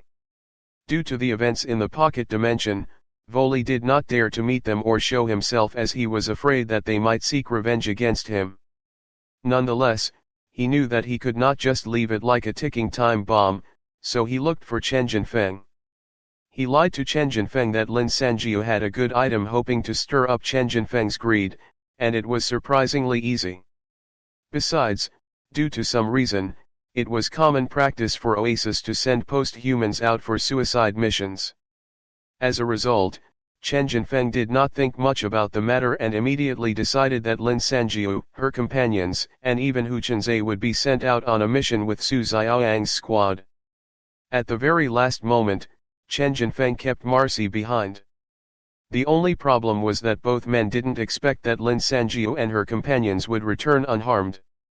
After this, the development of events was out of his expectation. Just a few days ago, Voli was summoned by Jin Chenfeng and was introduced to a new assistant. When Voli saw that person, he almost ran away, thinking that he had fallen into a trap. The assistant was none other than Luther. Chen Jinfeng quickly explained everything. Voli found out that the Luther he saw was actually Septimus now. Somehow, Septimus wanted to get rid of the same people. As they shared the same goal, naturally, they decided to team up. After Marcy had disappeared, Septimus did not comment about it. Septimus only requested for Voli to act like him while he disguised himself as Marcy. Both of them worked together and fooled Lin Sanjiu for a couple of days. When Lin Sanjiu saw the familiar face which had gone through so many dangerous events with her, she simply could not control her anger. That's why Marcy has been commenting about how powerful that sandstorm was. All of you are trying to find out about my ability. There were a couple of times when she nearly told Marcy the truth, but she did not do so because she had been disturbed by the constant warnings from her keen senses ability. Unexpectedly, Hu Chunzhe turned pale when he heard this. "You mean that is not really Marcy?" he stammered. Lin Sanjiu's heart skipped a beat when she heard this. "When she came in with Fang Dan to get some medicine just now. We chatted for a while, and I told her what happened." Lin Sanjiu could feel her blood pressure rising. If Voli wasn't here, she would have screamed out loudly. She composed herself and finally asked amidst Hu Chunzhe's frantic explanations and apologies, "Did you tell her the logic behind that?" "No, no. I only told her that you have that thing." Hu Chunzhe shot a glance at Voli before he replied hastily. Voli rolled his eyes suspiciously. Lin Sanjiu remained silent for a minute. "Voli, here's another question. Does Chen Jinfen know that both you and Septimus are in disguise?" she asked after some time. "No, he doesn't," Voli replied quickly. "Septimus only made that request after Chen Jinfen left." If that's the case, she looked at Voli, then at the guilt-ridden Hu Chunzhe. Suddenly, she walked over to Hu Chunzhe and whispered a few sentences to him. Voli tried his best to listen, but he could not hear what she said. He only saw Hu Chunzhe immediately nodding after Lin Sanjiu finished what she had to say. Hu Chunzhe looked eager to atone for his mistake and quietly said a few words in reply. What were they talking about? Just as Voli was trying to guess the content of their conversation, his attention was drawn to the sound of flapping wings coming from his right shoulder. When he turned to look, he realized that a dark green praying mantis had landed on his shoulder. That pair of blood-red compound eyes covered with black patterns was almost the size of his face. The praying mantis moved its triangular head in front of Voli. Its scythe-like front legs gripped the base of Voli's neck tightly as if it could tear through his skin any moment. Voli, who stood up just now, quickly fell to the ground again as his legs grew weak. He was so scared that he couldn't say a word. "I want you to do something for me right now. If you don't obey me and try to activate your ability, this creature will cut your head off immediately," Lin Sanjiu said mildly as she smiled. Chapter 57, Marcy's Return. "Septimus, I just went to see Executive Chen." Lifting the curtains, Voli stuck his head into a cubicle. His expression was a little odd. "Didn't I tell you to call me Marcy?" Septimus lectured in annoyance as he looked up from his thoughts. He was in Marcy form and was sitting on her bed. Then, he immediately asked, "What does he want?" Right. Voli entered the cubicle and replied carefully with a smile, "Well, he drank quite a lot beer, his face was red. I am not sure if he'd seen you somewhere. He suddenly pulled me just now and asked persistently if I had seen Marcy. Well, I think he is somewhat interested." Any man would know the underlying meaning behind Voli's words. Septimus looked up in shock. So, that was his intention that day, he mumbled to himself. On the day that Septimus looked for Chen Jinfen, he tried to sound out Chen Jinfen with his words. He had a vague idea that Chen Jinfen did something, but Chen Jinfen naturally wouldn't expose such a deed. Due to Marcy's disappearance and the specific way he could get her back, Septimus did not say anything to anyone. This was the exact reason he carefully avoided Chen Jinfen after he and Voli changed their appearances. He was afraid that it would raise more troublesome issues. But now that this had happened, he couldn't help feeling that it would be something difficult to deal with. "Forget it. Just ignore him," Septimus replied only after he thought for a long time. Voli showed him an uneasy expression.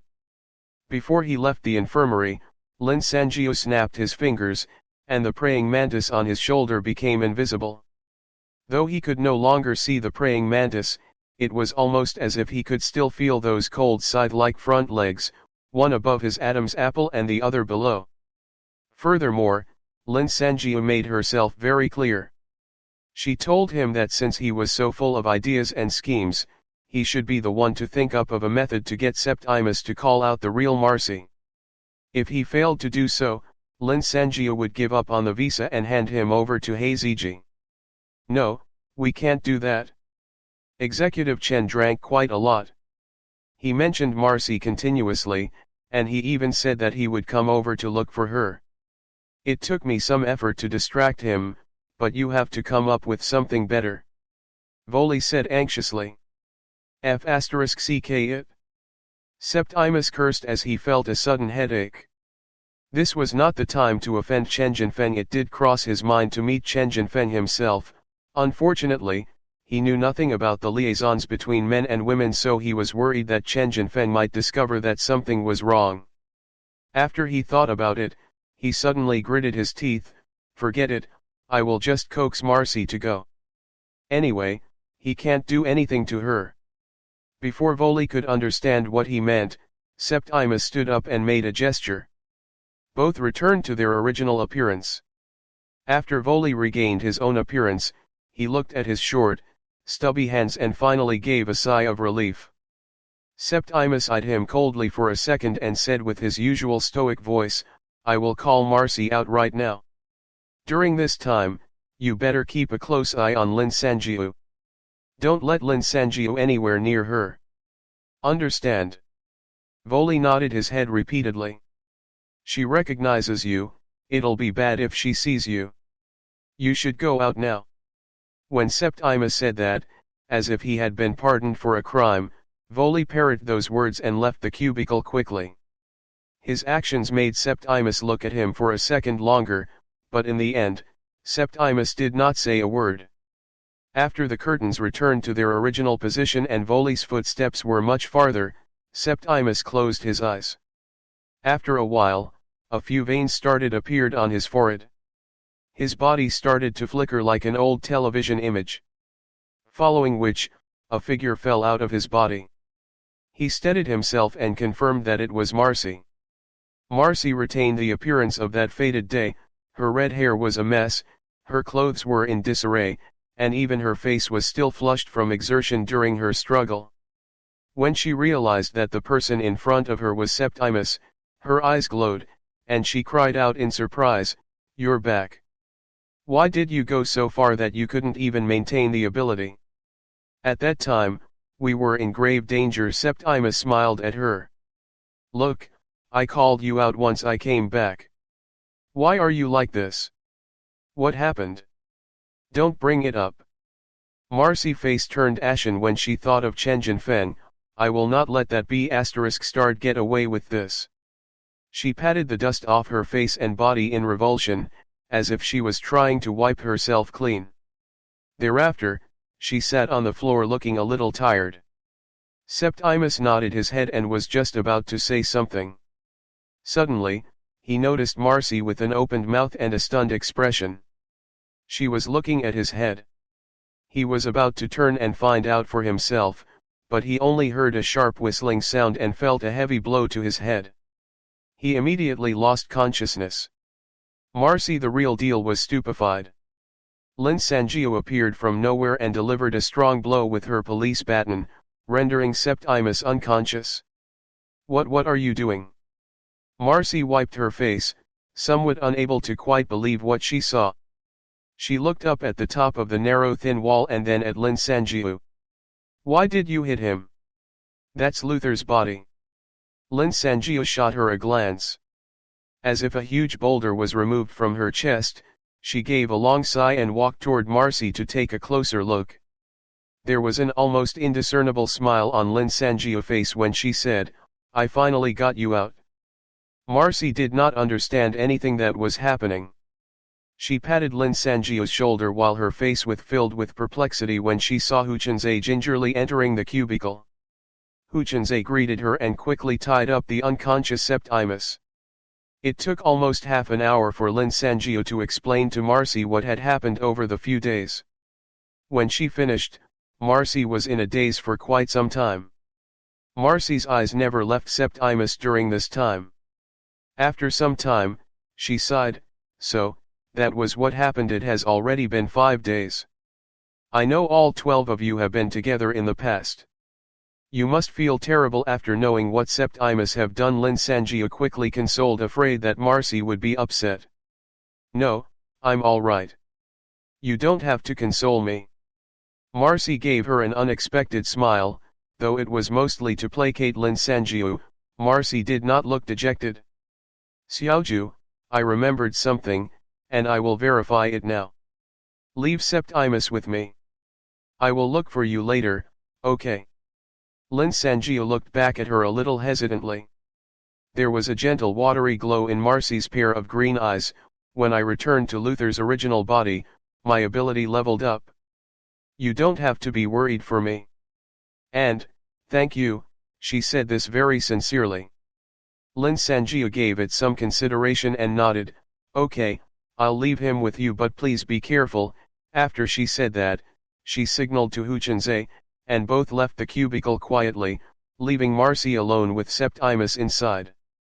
Most of the people in basement 1 had already left for their duties, so it was almost empty. Their footsteps echoed through the empty basement and could be heard from afar. Just as they stepped into the first floor, a nervous face appeared before them. Sister Lin, how's everything? Can you please keep that thing now? It was Voli. He shifted his neck stiffly to one side as if he could dodge the large praying mantis on his right shoulder. Lin Sanjia gave him an evil eye. That praying mantis was just an effect created by her Pygmalion choker, and it dissipated after 5 minutes. That was why she made it invisible. This time round, the mental construct that Hu Chunzhe described was the ability to summon monstrous insects which can become invisible. It actually had no real combative value. If Voli was just a little braver, or just tried to resist a little, he would have realized that the praying mantis was just a paper tiger. You care too much about your survival. She sighed and said, just to keep living, you can ignore anything. As she said this, she stretched her hand toward Voli's shoulder. Voli approached her gratefully and before he could say then, Lin Sanjia gave him a vicious knife hand strike. This was the second person she had made unconscious that day. What do you plan to do with him? Shocked, Hu Chunzhe pushed his spectacles upwards. I'll tie him up. When I have more time, I will squeeze a few visas from him. Lin Sanjia chuckled coldly. Chapter 58, You thought you could guess what was coming next. Just when Voli had been bundled up like a parcel and thrown into the back of Lin Sanjia's truck, Marcy crouched beside Septimus in her cubicle. Hey, wake up. As she said this, she slapped Septimus's face. The latter quickly opened his drowsy eyes. Once he woke up, the pain at the back of his head also started throbbing. Septimus breathed in deeply with a hiss before asking, What's going on? Why am I tied up? Marcy stared at him with her emerald eyes. Nothing. I just have the sudden impulse to talk to you. Why do you have to tie me up? Oh, it must be Lin Sanjia, right? Is she here? When Septimus thought of this, he immediately looked around cautiously but spotted no one else.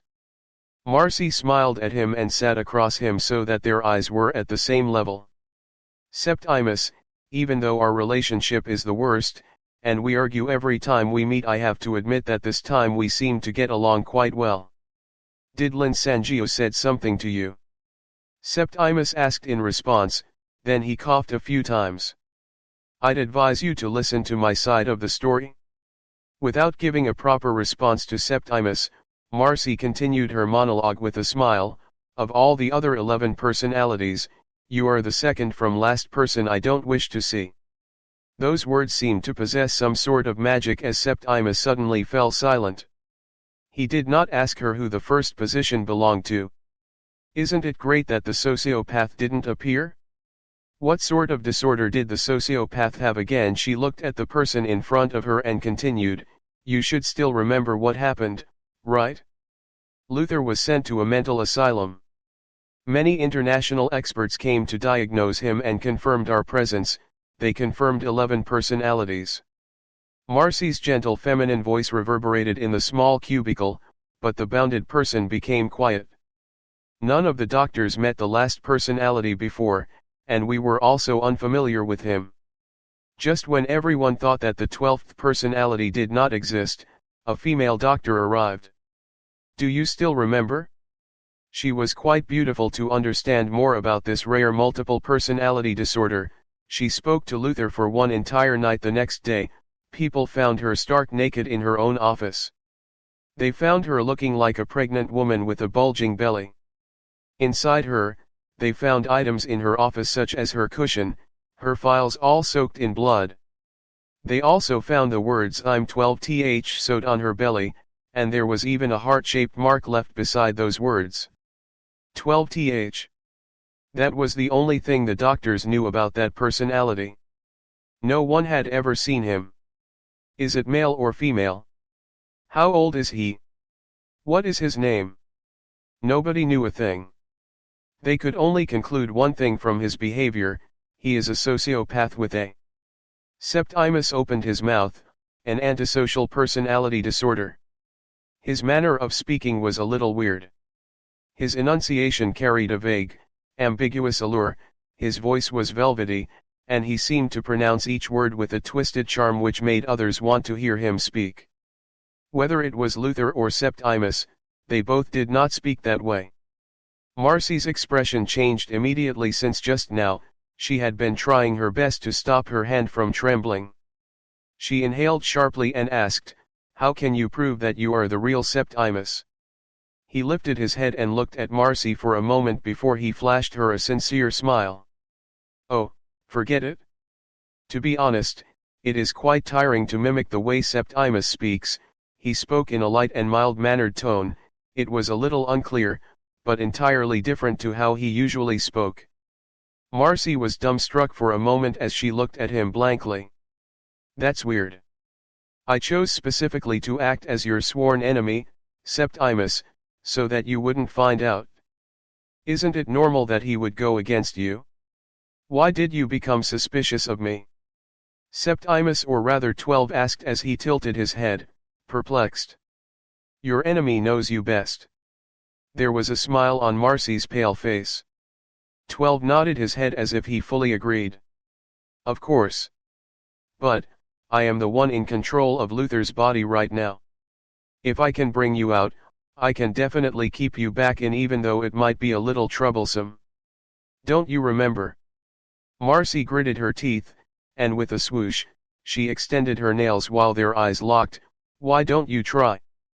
12 gave her nails a glance, then he frowned lightly. "It is useless, obviously. Yet, you still want to extend those. Oh, I remember. Apparently, you have leveled up. Let me see how much better you are after that level up."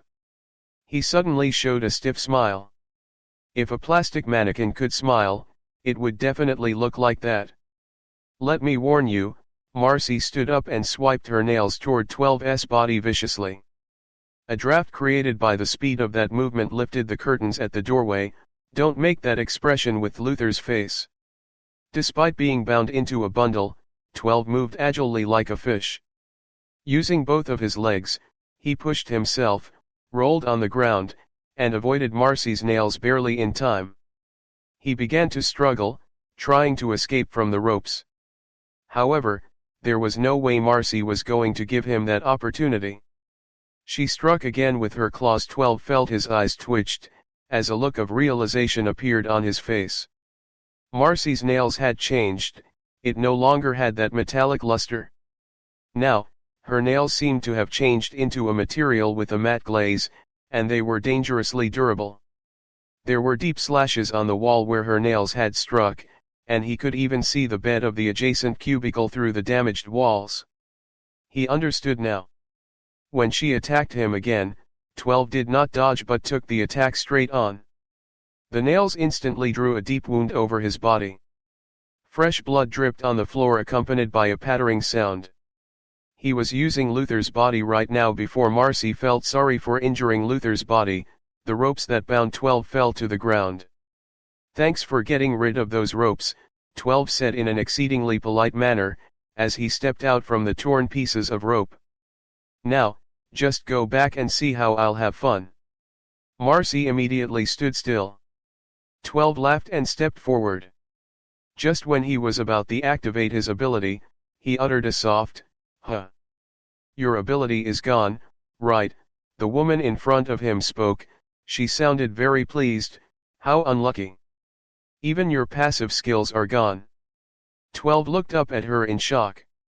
No matter what expression was on his face, it was as if an invisible screen covered his face.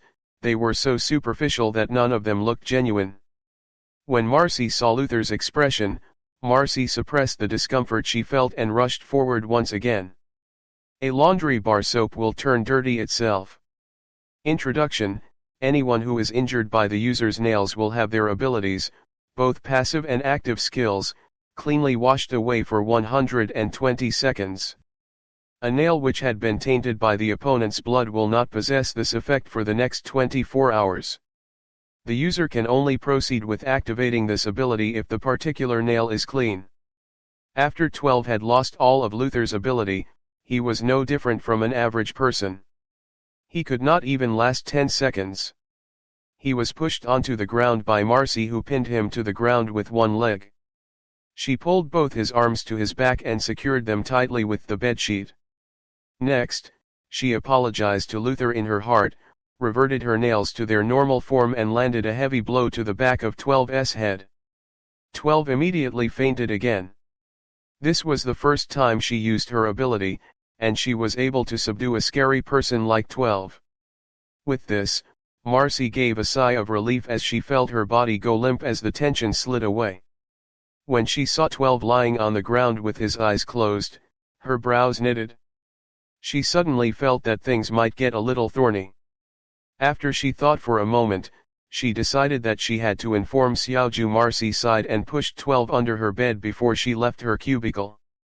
When Xiaoju left, she had forgotten to even ask where she was going. Just when Marcy was at the door of the basement floor feeling a little worried, not sure where to look for Lin Sanjiu, she suddenly heard someone calling her, "Marcy." She turned her head and saw a woman with long black hair. She didn't recognize that woman. If Lin Sanjiu was around, she would have introduced Fang Dan. However, due to Luther's split personality and shape-shifting abilities, the situation now became quite complicated. During the few days that 12 had disguised himself as Marcy, he met Fang Dan many times due to Lin Sanjiu, so Fang Dan recognized Marcy. However, on the day that Lin Sanjiu got to know Fang Dan, Marcy disappeared, resulting in the situation where Fang Dan was a total stranger to the real Marcy. "Who are you?" Marcy stared at the woman warily. After the events with 12 and Chen Jinfeng, Marcy became suspicious about others unconsciously. Fang Dan wanted to say something, but she stopped. She looked at Marcy as if Marcy was a mental patient. She had no idea what that woman was thinking. "If you are looking for Xiaoju, she is helping the well management team." After she said that, she left. Before they left for the canteen, Lin Sanjiu told Fang Dan that she should tell Marcy that she was with the well management team. The thing was that the fake Marcy did not ask her that question, but Fang Dan kept that in mind. Since the real Marcy looked like she was looking for someone, Fang Dan decided to follow Lin Sanjiu's instruction based on her own judgment. Marcy was puzzled, but she followed that clue and went over to the well management team. The well management team worked very far from their building. Due to the unfortunate combination of events, it took Marcy a few rounds before concluding that Lin Sanjiu was not there, and 40 minutes had already passed by then. Somehow, they finally found each other. After Lin Sanjiu heard Marcy's words, she was stunned. She did not expect this complication to arise. After she got over her shock, she thought carefully for a moment and suddenly turned pale. "You just left him under the bed? What if he wakes up and keeps you back?" "Don't worry. It isn't that easy to use persona separation to merge a persona back to Luther's body. It is not a matter of a single thought." Marcy consoled Lin Sanjiu with a smile. "But how we should handle him next is the bigger headache." Even with that said, the two of them went back to the basement and headed toward Marcy's cubicle. Lin Sanjiu informed Marcy about Voli's identity. "Since we already found a consular officer, there is no reason for us to remain here. We will just put him in our vehicles and leave at the same time." Lin Sanjiu lifted the curtains and entered the cubicle. She bent over and looked under the bed. Marcy looked at Lin Sanjiu's back and laughed out. "Did I beat him up too badly?" Lin Sanjiu slowly turned her head to look back at Marcy. Her face was a deathly white. "But, there is no one under your bed." Chapter 59, Oasis Bares Its Fangs in the Morning. Under the bed, Lin Sanjiu saw only a pile of torn bedsheet. Marcy pulled out the bed sheet and realized instantly that she didn't plummet 12 hard enough. 12 must have woken up some point in time. Since the cleansing effect only lasted for 120 seconds, he regained his physical enhancements. Once he reverted to his original strength, a single bed sheet was certainly not strong enough to keep him bound. Marcy was suddenly gripped with regret, helplessness, and even a little fear. If she didn't waste her time searching for Lin Sanjiu for 40 minutes, he might not have been able to escape. However, this was the biggest problem that weighed heavily on them. If 12 intentionally leaves Oasis and goes somewhere further, Marcy would disappear once again. Once she thought of that, Lin Sanjiu grew restless. Marcy, I don't think he went far, why don't we look for him now? Anyway, the entrance of the factory compound is guarded. Marcy sighed after hearing Lin Sanjiu's suggestion. He is still in Oasis. I can sense it. Looking at Lin Sanjiu, she explained a little impatiently, for example, if I can move freely within a 100 meters radius from Luther, I would feel a sense of danger when we are about 70 meters apart. However, right now, I don't feel this feeling at all. This means that he's not far from us. I am sure of that. Lin Sanjiu frowned, not knowing if it could be considered good news. Even though Marcy didn't face the risk of disappearing now, that also meant that 12 was nearby, monitoring them secretly. But, where? After she mulled over it for a while, she clapped her hands together and finally made a decision. Marcy, let's go. Hear me out, I have an idea, Lin Sanjiu said with a serious expression. We have already found a consular officer. Oasis is a complicated place, furthermore, Chen Jinfeng has an agenda against us. If not for the series of events that happened over the few days, only a fool will continue staying in this place. Since 12 has disappeared, we should make the first move and leave Oasis. If we wait outside Oasis for him, we will get him somehow. Even though Oasis is created by modifying a factory compound, all the other exits are locked for security reasons. Even the plot of land used for farming is surrounded by high walls and metal gates. If 12 wanted to leave, he had to leave officially. Otherwise, he would have to climb over the walls or force his way past the main entrance. No matter what method he chooses, we can just keep watch outside. Even though that was just a vague plan, it sounded quite feasible. Marcy's face visibly brightened as she listened to Lin Sanjiu. With a less dejected face, she agreed, say no more, this is definitely worth a try. For this plan to work, they only had one problem. How were they going to secretly leave with their vehicles? It might be easy for them without their vehicles. However, driving their vehicles just to another spot would easily draw attention, let alone blatantly driving all 3 vehicles out of Oasis. Let's wait till morning. We can secretly go out of this building and assess the situation. This was the only unimpressive idea Lin Sanjiu could come up with after thinking for a long time. Almost everyone is asleep in the morning, so security would be laxer. At the same time, you must stay alert. If you sense that 12 is getting too far from you, you have to tell me. Marcy nodded her head worriedly. In the past, with all 12 personalities in the same body, none of them could hurt each other. However, with the current situation, she could not help recalling the traumatic experience of witnessing the aftermath of what happened to the female doctor at the mental asylum. Lin Sanjiu sighed softly when she saw Marcy's face. After they had discussed about their morning plan, they kept quiet with heavy-laden hearts. Knowing that a homicidal maniac was spying on them, they did not dare to split up. Both squeezed into Lin Sanjiu's tiny bed and somewhat managed to rest a while. After some time, they heard the rising volume of people voices and various noise coming from the first floor. It was followed by multiple footsteps and the smell of food. Lin Sanjiu knew that the duties for that day had ended and once again it was mealtime. Considering their planned operation in the morning, both tried to eat as much as they could even without an appetite. They returned to the bed and laid for 2 to 3 hours waiting as the basement grew slightly brighter. The people in the basement gradually fell asleep, and the basement was filled with the sound of breathing. When they felt that most of the people were fast asleep, Lin Sangio sat up and beckoned for Marcy to follow her. They quietly walked along the corridor, trying to keep their footsteps as light as possible. Fang Dan placed down the charred book she was reading and crooked her head when she noticed two pairs of feet creeping past her curtains. "I'm a little worried about Luther," Marcy confessed quietly after they walked past about 200 over cubicles. "Why? He doesn't know anything about that incident with the female doctor." Marcy grimaced. "Another personality took over the body after it happened.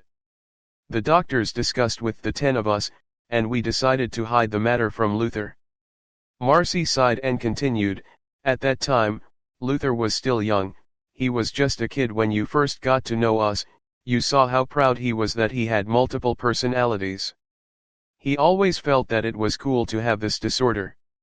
If he found out that there was a monster hiding in his body, and that he had murdered an innocent woman with his bare hands." Marcy stopped at this point.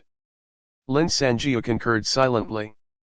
Even though Luther had already lived in different apocalyptic settings for a total of 2 years, perhaps because he had people around him and because he did not experience anything too cruel, Luther managed to keep a gentle, straightforward personality just like many other teenagers his age.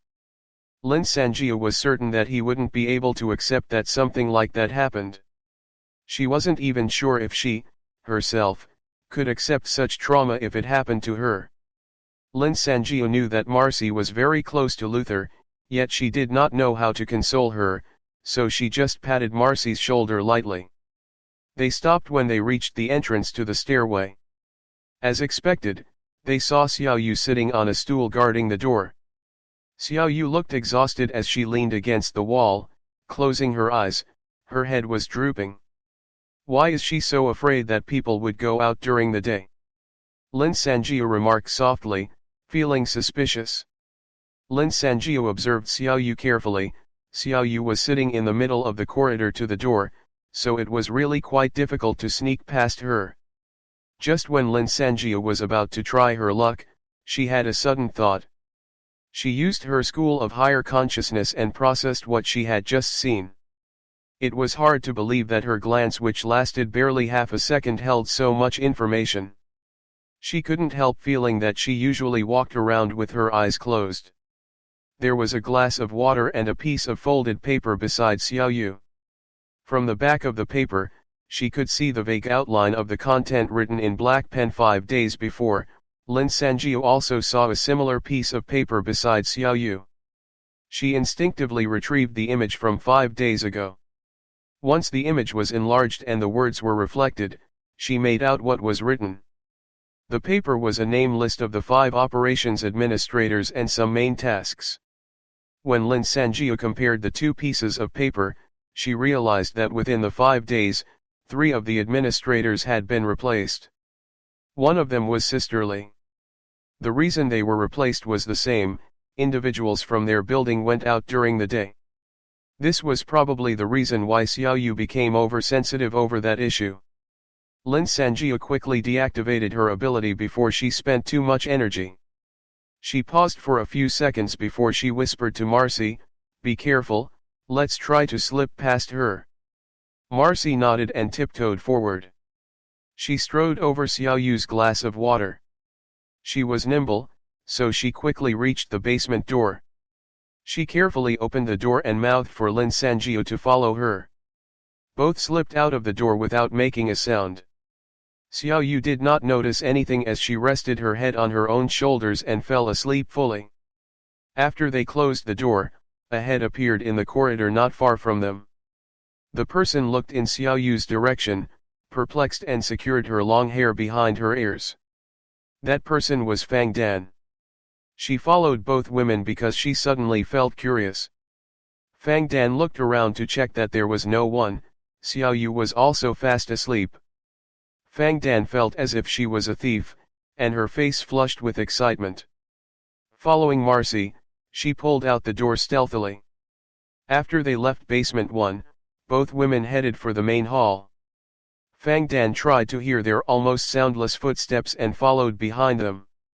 As there were no lights in the stairways, it was very dark. Fang Dan felt her way upstairs. Suddenly, she staggered as she stumbled and nearly fell due to some broken concrete on the floor. She steadied herself hastily, but she accidentally kicked a piece of concrete down the stairs. Thud thud thud. It rolled down the stairs and hit the door at basement 1. The sound it made echoed in the stairway, and Fang Dan could even hear some noise from behind the door. Fang Dan's heart leaped from her chest. She was so afraid that she ran up 3 steps with each stride. She rushed into the main hall even though she did not know how she would return later. She wanted to evade Xiao Yu for now. By then, the main hall should have been blazingly hot, but it was much darker than Fang Dan had expected. The vicious daytime sunlight even seemed muted. Fang Dan blinked in confusion, unable to react immediately. Her eyes swept the area, and she spotted the 2 people. They were standing motionlessly at the entrance of the building. The sunlight which flooded in from the entrance gave them distinctly black shadows. Fang Dan looked behind her and quickly walked toward them.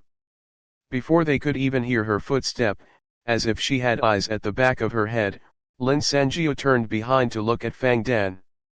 Lin Sanjiu's reaction shocked Fang Dan. Fang Dan wanted to say something, but the scenery outside caught her attention.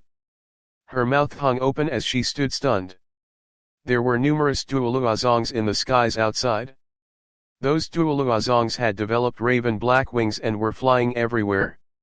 There were so many duoluazongs around that they blocked a lot of the sunlight. The ground was covered by patches of their shadows. There were even 10 over duoluazongs on the roofs of some of the buildings. They walked around without wings but with the familiar long mouth parts. Lin Sanjiu had a very tense expression. She placed a finger over her lips signaling for Fang Dan to keep quiet. Fang Dan's forehead was covered in cold sweat as she nodded repeatedly. Suddenly, an ear-piercing scream tore through the silence. At that moment, their blood froze. Xiao Yu had managed to chase after them, but she now sat limply on the ground.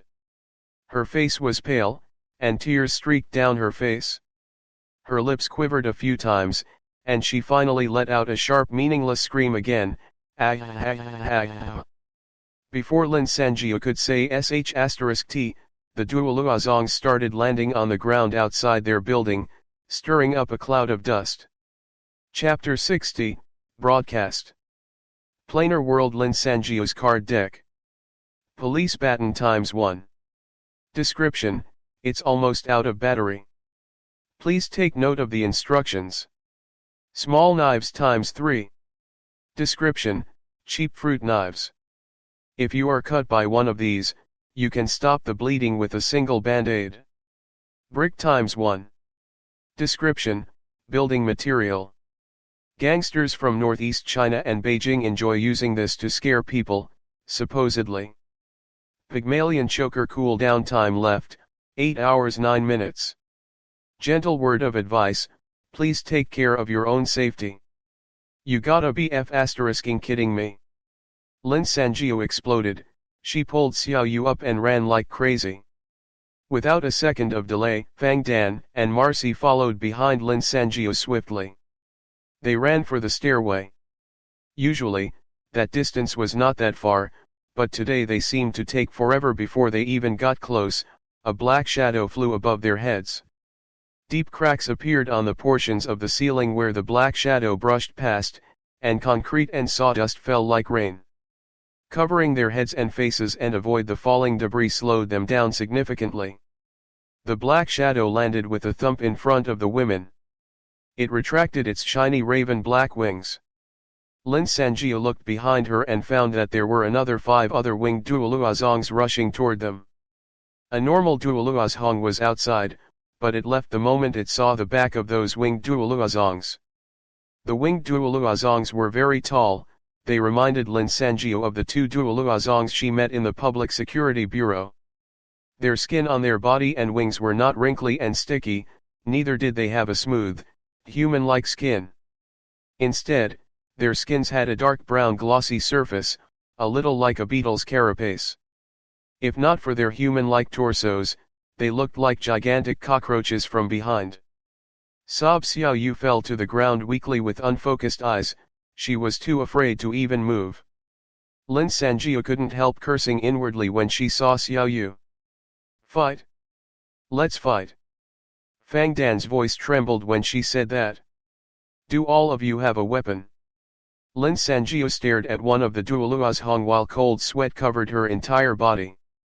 That Duoluazhong blinked at her as if showing its delight. At that moment, she smelled a familiar scent.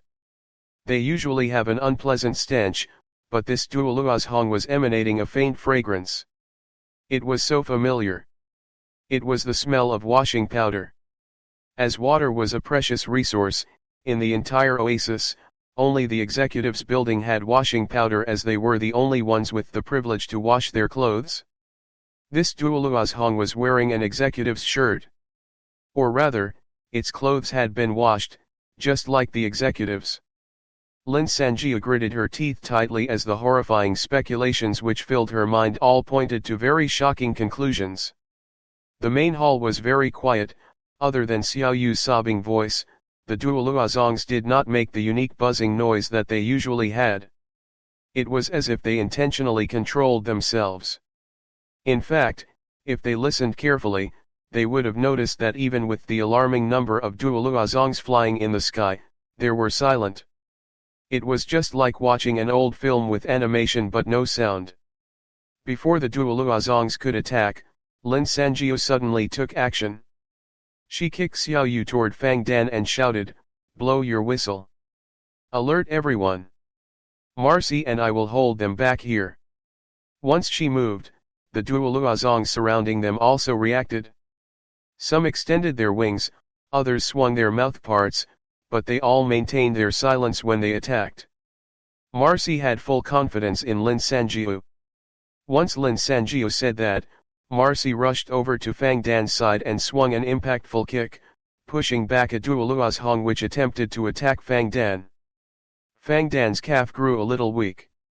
She looked down and saw the whistle in front of Xiao Yu's chest. She recognized that whistle. It was used every night to wake everyone in their building. She scrambled for the whistle and pulled it off Xiao Yu. She did not even pause to question Lin Sanjiu, she just blew the whistle. The main hall was filled with a sharp whistle which reverberated through the building. The Duoluazongs were undoubtedly a little startled, but they attacked with more persistence. It was very obvious that they wanted to kill all of them before they made any more noise. They were much more powerful than the normal Duoluazongs. Their mouthparts moved so quickly that they were even a little hard to track. In just a short time, Lin Sanjiu was covered with bleeding wounds. She pulled out her police baton and made no attempt to use its shock function sparingly. Her counterattack was accompanied by the cackling sound of electricity as she managed to defend herself against the combined attack of two Duoluazongs. The sharp shrills from the whistle rang out a few times. Then, Fang Dan released the whistle and held her throat. With the loudest voice she could summon, she shouted, "Duoluazongs invaded Oasis! Duoluazongs invaded Oasis!" Then, she began whistling again. Despite being in a difficult battle, Lin Sanjiu could clearly hear the disturbance from beneath them. Very quickly, they heard a flurry of footsteps from the two basement floors rushing toward the stairway. The first person who swung open the door to the main hall was a man. Just as his eyes grew wide, witnessing the scene in the main hall, a Duoluazhong suddenly whipped toward him. It flung its mouth part, and a human head flew into mid-air. A row of dense sharp teeth grew around the rim of its mouth part. They had never seen such a thing before. The headless body fell lifelessly to the ground. Just then, a series of fearful screams erupted from behind him. With that, the crowd which only half believed the warning became uncontrollable. Some of them ran away, some of them jostled their way through crying, others hollered that they wanted to get out. The wave after wave of noise flooded into the spacious hall which amplified their voices. The noise traveled throughout the building. While the Duoluazongs attacked the crowd, Lin Sanjiu shot a glance at Marcy and Fang Dan. The three of them ran to the windows to the side of the main hall. Crash! Lin Sanjia broke a window as she turned to look at the Duoluazongs chasing after them. Fang Dan, go! Go and wake the people from the other buildings. Quick! Fang Dan clenched her teeth and leaped out of the window. Lin Sanjia waved her left hand, and two cards flew behind her. She heard a painful shriek when her two cheap fruit knives dug deep into a Duoluazong's pair of eyes. Meanwhile, two Duoluazongs chased after the people going down to basement 1, leaving a bloody mess as blood and limbs flew everywhere. Two other Duoluazong in the main hall made a low growl when they saw their injured companion, and both rushed toward Lin Sanjiu. Just then, Lin Sanjiu heard Fang Dan screaming, "Wake up and fight!" Duoluazongs have invaded Oasis. Her thunderous screams woke the people in Oasis like an explosion.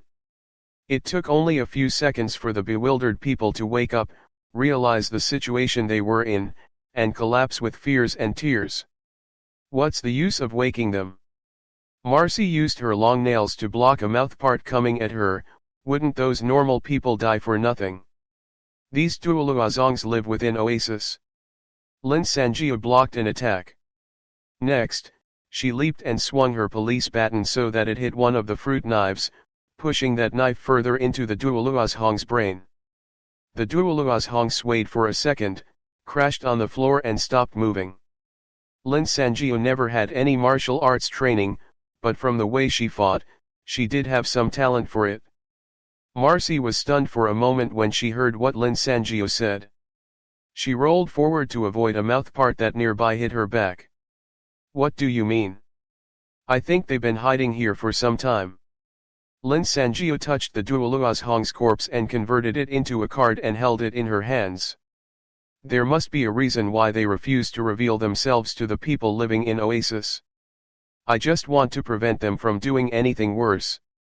Even though she said that, Lin Sanjia did not expect that it would cause so many fatalities. The situation outside was getting more and more complicated. The crying and screaming crowd ran around like headless chickens. Due to the panic, they were like trapped prey for the Duoluazongs. Every now and then, blood spurted out from a victim in the crowd, and this drove the crowd into a wilder frenzy. The fear in the atmosphere was so thick it was almost tangible. Rather than being killed by a Duoluazong, it was unfortunate that much more people died from the stampede. Amidst this purgatory-like scene, a sudden long whistle suddenly rang out. Almost as if it was a command, the Duoluazongs in the main hall stopped their attack. The two in the basement also returned to the first floor. The Duoluazongs heard what Lin Sanjia said just now. One of them peered at her with its narrowed eyes but did not say a word. Subsequently, the four Duoluazongs turned and flew out of the main hall. As Lin Sanjia looked out of the main entrance, the Duoluazongs which covered the skies like dark clouds flew into the distance. Even the Duoluazongs wandering on the roof somehow disappeared. Their retreat was quick and coordinated. Marcy, somewhat unable to believe her eyes, was now dumbfounded. For a few seconds, Oasis fell into a sort of deadly silence. Everyone watched in a daze, unable to say a word, as the Duoluazongs flew away. Sob. Lin Sanjia heard a soft cry. It was Xiao Yu. From the start, Xiao Yu had been scared out of her wits, so she laid in one corner. Somehow, it was also the reason she survived. Lin Sanjia shuddered when she heard Xiao Yu. As if she suddenly realized something, Lin Sanjia pulled Marcy and ran outside. This is our best chance. While Oasis is in a mess, let's drive the vehicles. As she said this, she looked around and ran toward their line of vehicles. Unfortunately, her plan was disrupted by a voice over the loudspeakers. Attention! This is an announcement from Professor Bai's office. The two women slowed down when they heard this. An imposing male voice rang out over the loudspeakers, the atmosphere froze, and the deadly silence fell over the entire compound once again. Firstly, dear members, do not worry, the Duoluazongs which invaded us have left. We are out of danger. Our 5 executives are now at the scene of the incident, investigating the issue and helping deal with the aftermath. Please return to your own rooms after this broadcast, otherwise, you will be captured and banished from Oasis. I will repeat this again. Please return to your own rooms after this broadcast. If they went back now, they would never escape. If they were captured by Chen Jinfeng, they would never have the good fortune to get banished from this place. Lin Sanjiu and Marcy exchanged a look, and Lin Sanjiu pointed upward. After that, the women scaled the walls of the building nimbly, each climbed onto an air conditioning unit. As factories require a lot more air conditioning units than households, it was a reasonable hiding place. The air conditioning units could support their weight, and when they curled up, the space was just enough. After the broadcast, the crowd moved like fearful herds of sheep back into their dormitory. The 5 executives stomped around the compound, shouting commands. The sounds of corpses being dragged, interrogations, and feverish searching filled Oasis. The 2 women hid above the people below them and did not move for at least 2 hours. Finally, Oasis gradually regained its order. As they had not been under the afternoon sun for a long time, the longer the 2 women hid on the air conditioning units, the more unbearable it became. Bzzzt. Suddenly, the loudspeakers were filled with the sound of someone hitting a microphone. It was the same man who spoke previously. Attention everyone. This is an announcement from Professor Bai's office. According to a reliable eyewitness, the tragic incident today occurred because 2 Oasis members colluded with the Duoluozongs and led them here. As the last hope for humanity, we will not tolerate such behavior. We will now announce the names of these 2 traitors. Lin Sanjiu. Marcy. The traitors are 2 women in their 20s or 30s. They might have multiple accomplices. The main culprit, Lin Sanjiu, wears a bandage around her neck while Marcy is a red-haired Caucasian. All Oasis members have the responsibility to look for these 2 traitors and report their locations to the authority at the same time. All guards must now be on duty. The main entrance must be heavily guarded to prevent the traitors from escaping. I'll repeat this again. Chapter 61, I Still Can't Bear to Leave. Nightfall came. Under the flood of white light from the searchlight, Oasis was vastly different from the past nights. Tension hung in the air. Other than the few important teams who had to fulfill their usual duties, most of the other members grouped themselves in 2s and 3s, sharing a single flashlight. They were all searching for traces of the 2 traitors. It has already been 7 hours since the Duoluozongs appeared, but they still didn't find Lin Sanjiu and Marcy. Whether it was the canteen, the main hall, or the water treatment room, wherever there was a loudspeaker, people could hear the ongoing broadcast. At that moment, a trembling female voice could be heard over the loudspeakers. As an operational administrator, I quickly followed them when I sensed that something was amiss, but I never guessed that they could be so crazy. They actually colluded with the Duoluozongs and brought them here to kill us. It was Xiao Yu's voice. After she finished what she had to say as an eyewitness, the imposing but emotionless male voice rang out again. If Xiao Yu did not notify us in time today, the number of casualties would have definitely been more than 210. We sheltered them out of kindness, yet they betrayed us. They must be punished for their foolish act. Despite knowing that the loudspeakers could not pick up their response, many people raised their arms and shouted heatedly. Sentence them to death. We have to avenge the deaths of those people. Oasis was instantly filled with wave after wave of irrational fury from its members. A loud, recognizable voice joined the outcry of the people in the electrical maintenance team, and his voice merged with the crowd until it was indiscernible. After Hu Chenzai shouted similar chants together with his colleagues, he put down his arm and looked around guiltily. He sighed, relieved that no one had noticed him. His ability did not work on audio and TV broadcasts, so he could not tell if Xiao Yu was lying.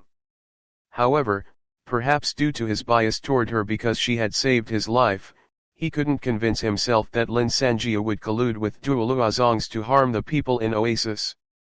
Unfortunately, it was obvious that he had to keep this opinion to himself, especially in front of the irate crowd. "Our work for today is almost done," the team leader of the electrical maintenance team shouted suddenly, raising his arm. "Next, we must search every inch of Oasis and find those two traitors." His team members roared in agreement. They were so loud that the roof vibrated a little. The team leader brought out a box which was filled with flashlights and batteries. His team members queued up to collect their flashlights, but the team leader closed the box when it came to Huchenze's turn. "I remember, you know, that woman with the bandages." The man gave Huchenze a sidelong glance. Huchenze felt that the multiple penetrating glares from behind him could almost pierce through his shirt. I didn't know that she was the sort of person." He never told a lie in his life. His face turned red. "If I had known." The team leader eyed Huchenze but refrained from saying another word because Huchenze was usually very compliant. He pushed the box away and looked at the people standing behind Huchenze.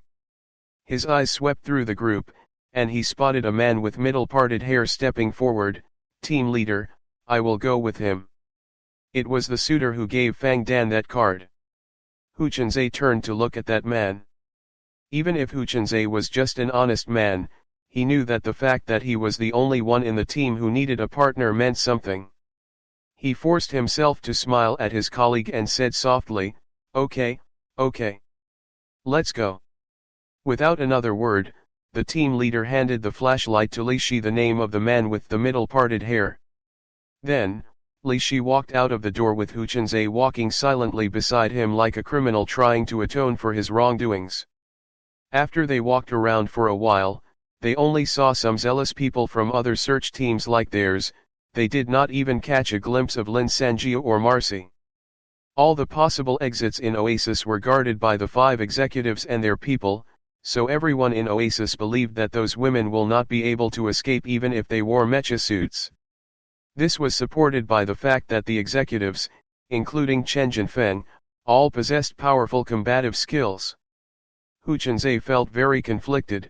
He did not bother talking to Li Shi. He did not believe that Lin Sanjia brought those duoluazongs, so he hoped that she would not be found. On the other hand, he wished he could see her immediately so he could ask her what had happened exactly. Both men walked silently for a few minutes. Unexpectedly, Li Shi suddenly laughed. "Actually, you're not the only one who knows them both. I know them too." Huchenze gave him a wary look, but he did not know what Li Shi was trying to imply.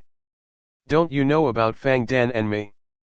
Li Shi turned to Huchenze and gave him an assuring smile. "That woman with bandages is Fang Dan's friend, so I met her once." Huchenze stared at the man's eyes and instantly gave a sigh of relief. "That's right. This man is telling the truth." Huchenze did not expect to meet someone in almost the same situation. He asked quickly, "So, you must know that Xiaoju will never do something like that. What should we do now?" "Listen, I have an idea," Li Shi said without a hint of nervousness. "Isn't Fang Dan with the well management team? You might think that there are many groups of people searching for the 2 women, but not many people actually went to look around the area near the well management team." Huchenze hesitated for a moment, thinking carefully. He quickly understood Li Shi's words.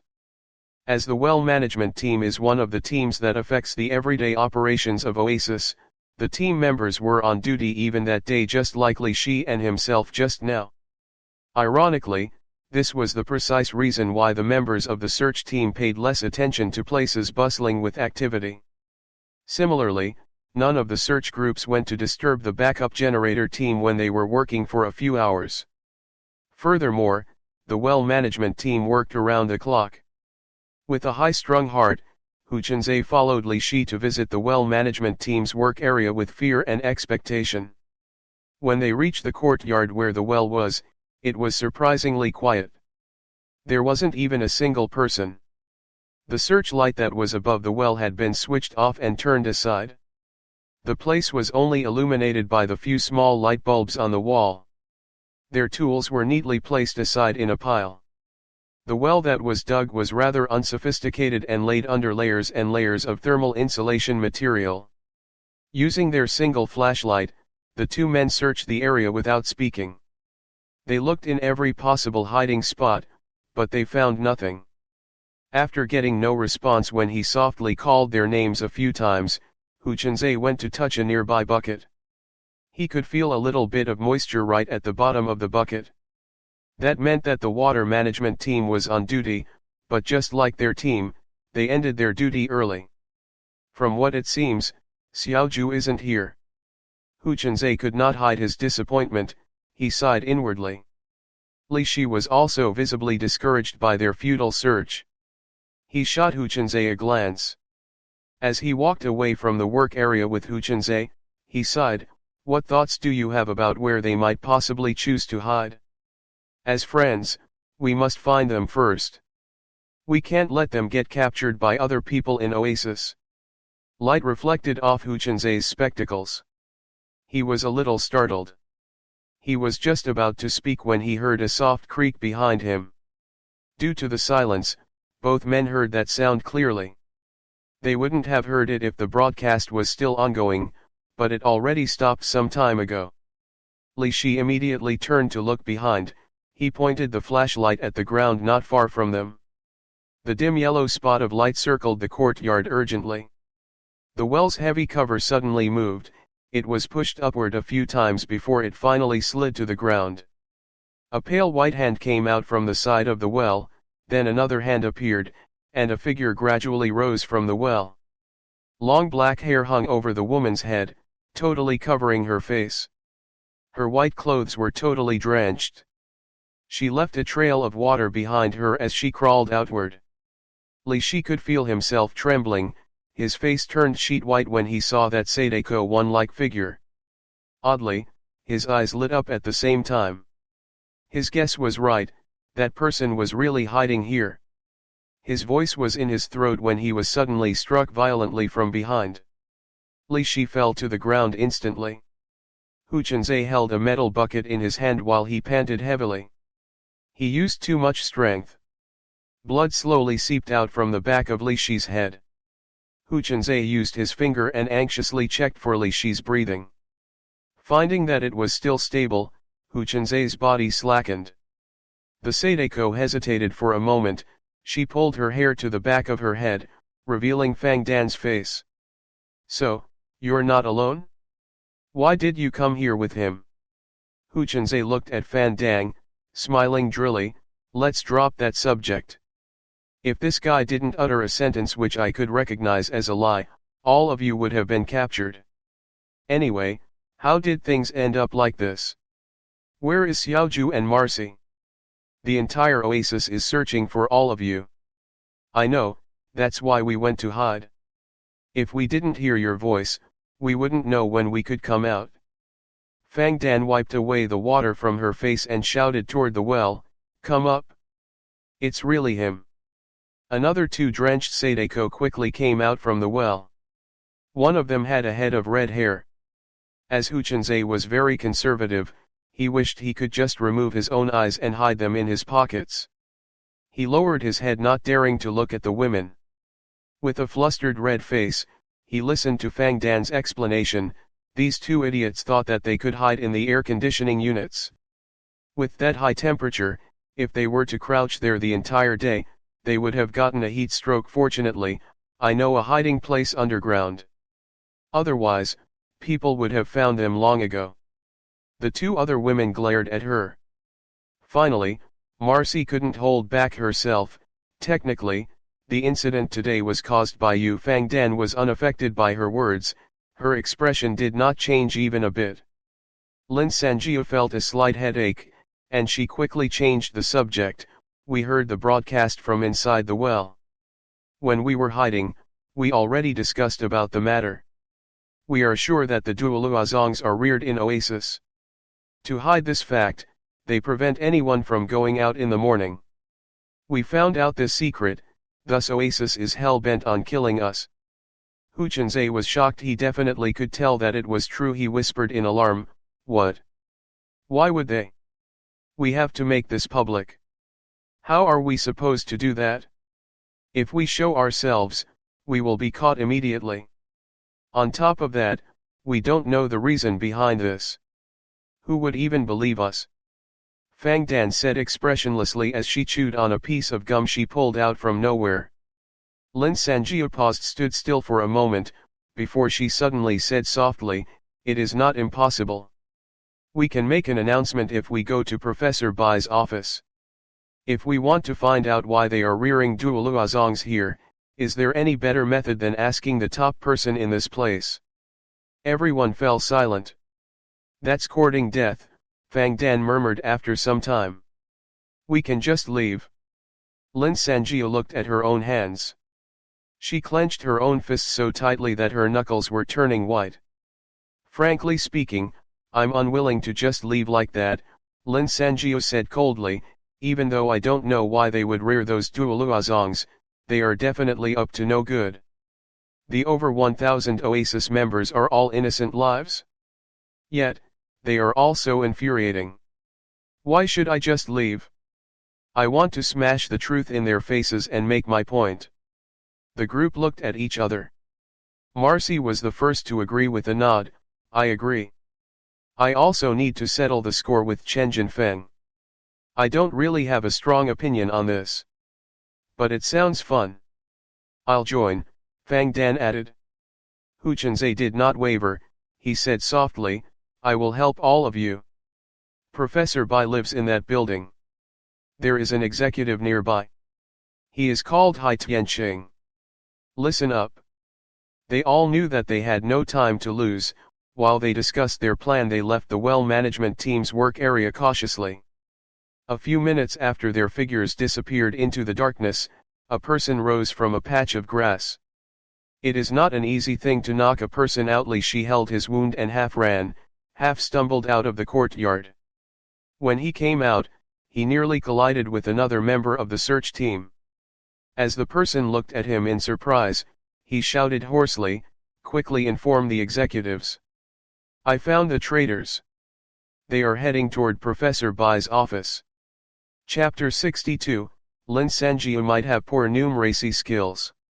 From a bird's eye view of Oasis, 4 figures approached the executives' building with an alarming speed, churning up 4 streaks of dust. When the streaks of dust merged together, the entire executives' building was swallowed by dust and sand, such that they could only see a vague outline of each other.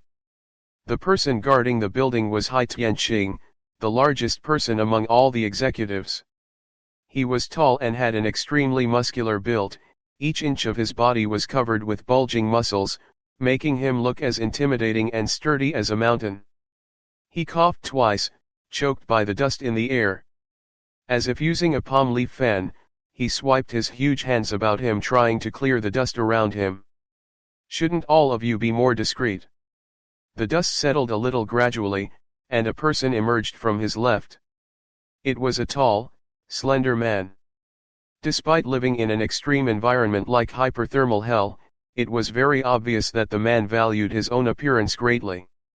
He wore a white-collared shirt with a suit vest and cropped trousers which showed his ankles.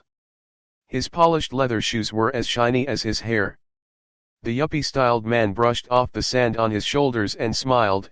"Since we are here, did you get those hindrances to leave? Wasn't the broadcast loud enough? Didn't you hear it?" An acid woman's voice drifted from the other side of the dust. Right, the man finished his question.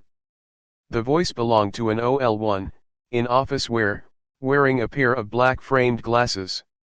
Even though her tight office top and pencil skirt accentuated her full bosom and good figure, her hair worn in a tight bun and her stoic, uptight expression only gave her the image of a strict primary school educational director.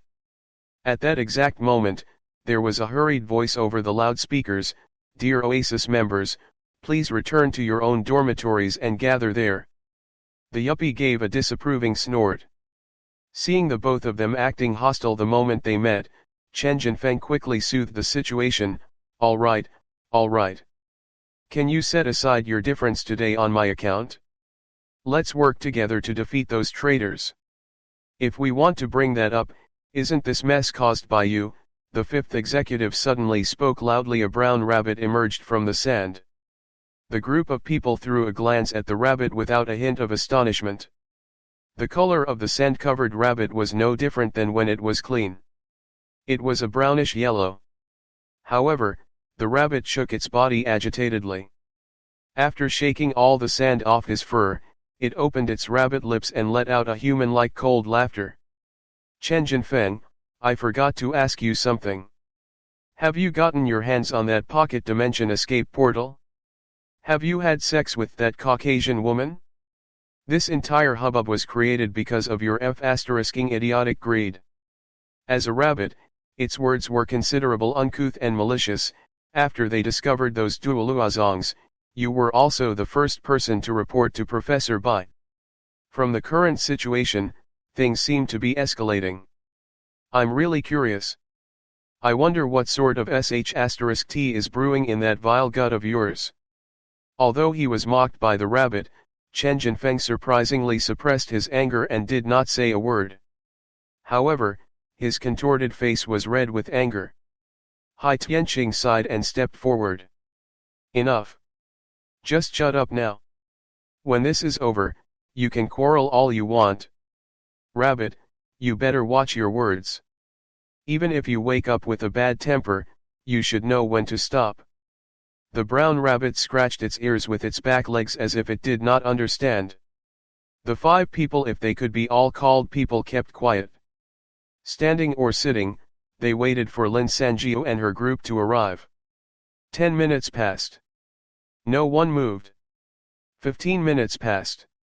The yuppie took out a mirror and looked at his own reflection. 25 minutes passed. Hai Tianqing finally stood upright.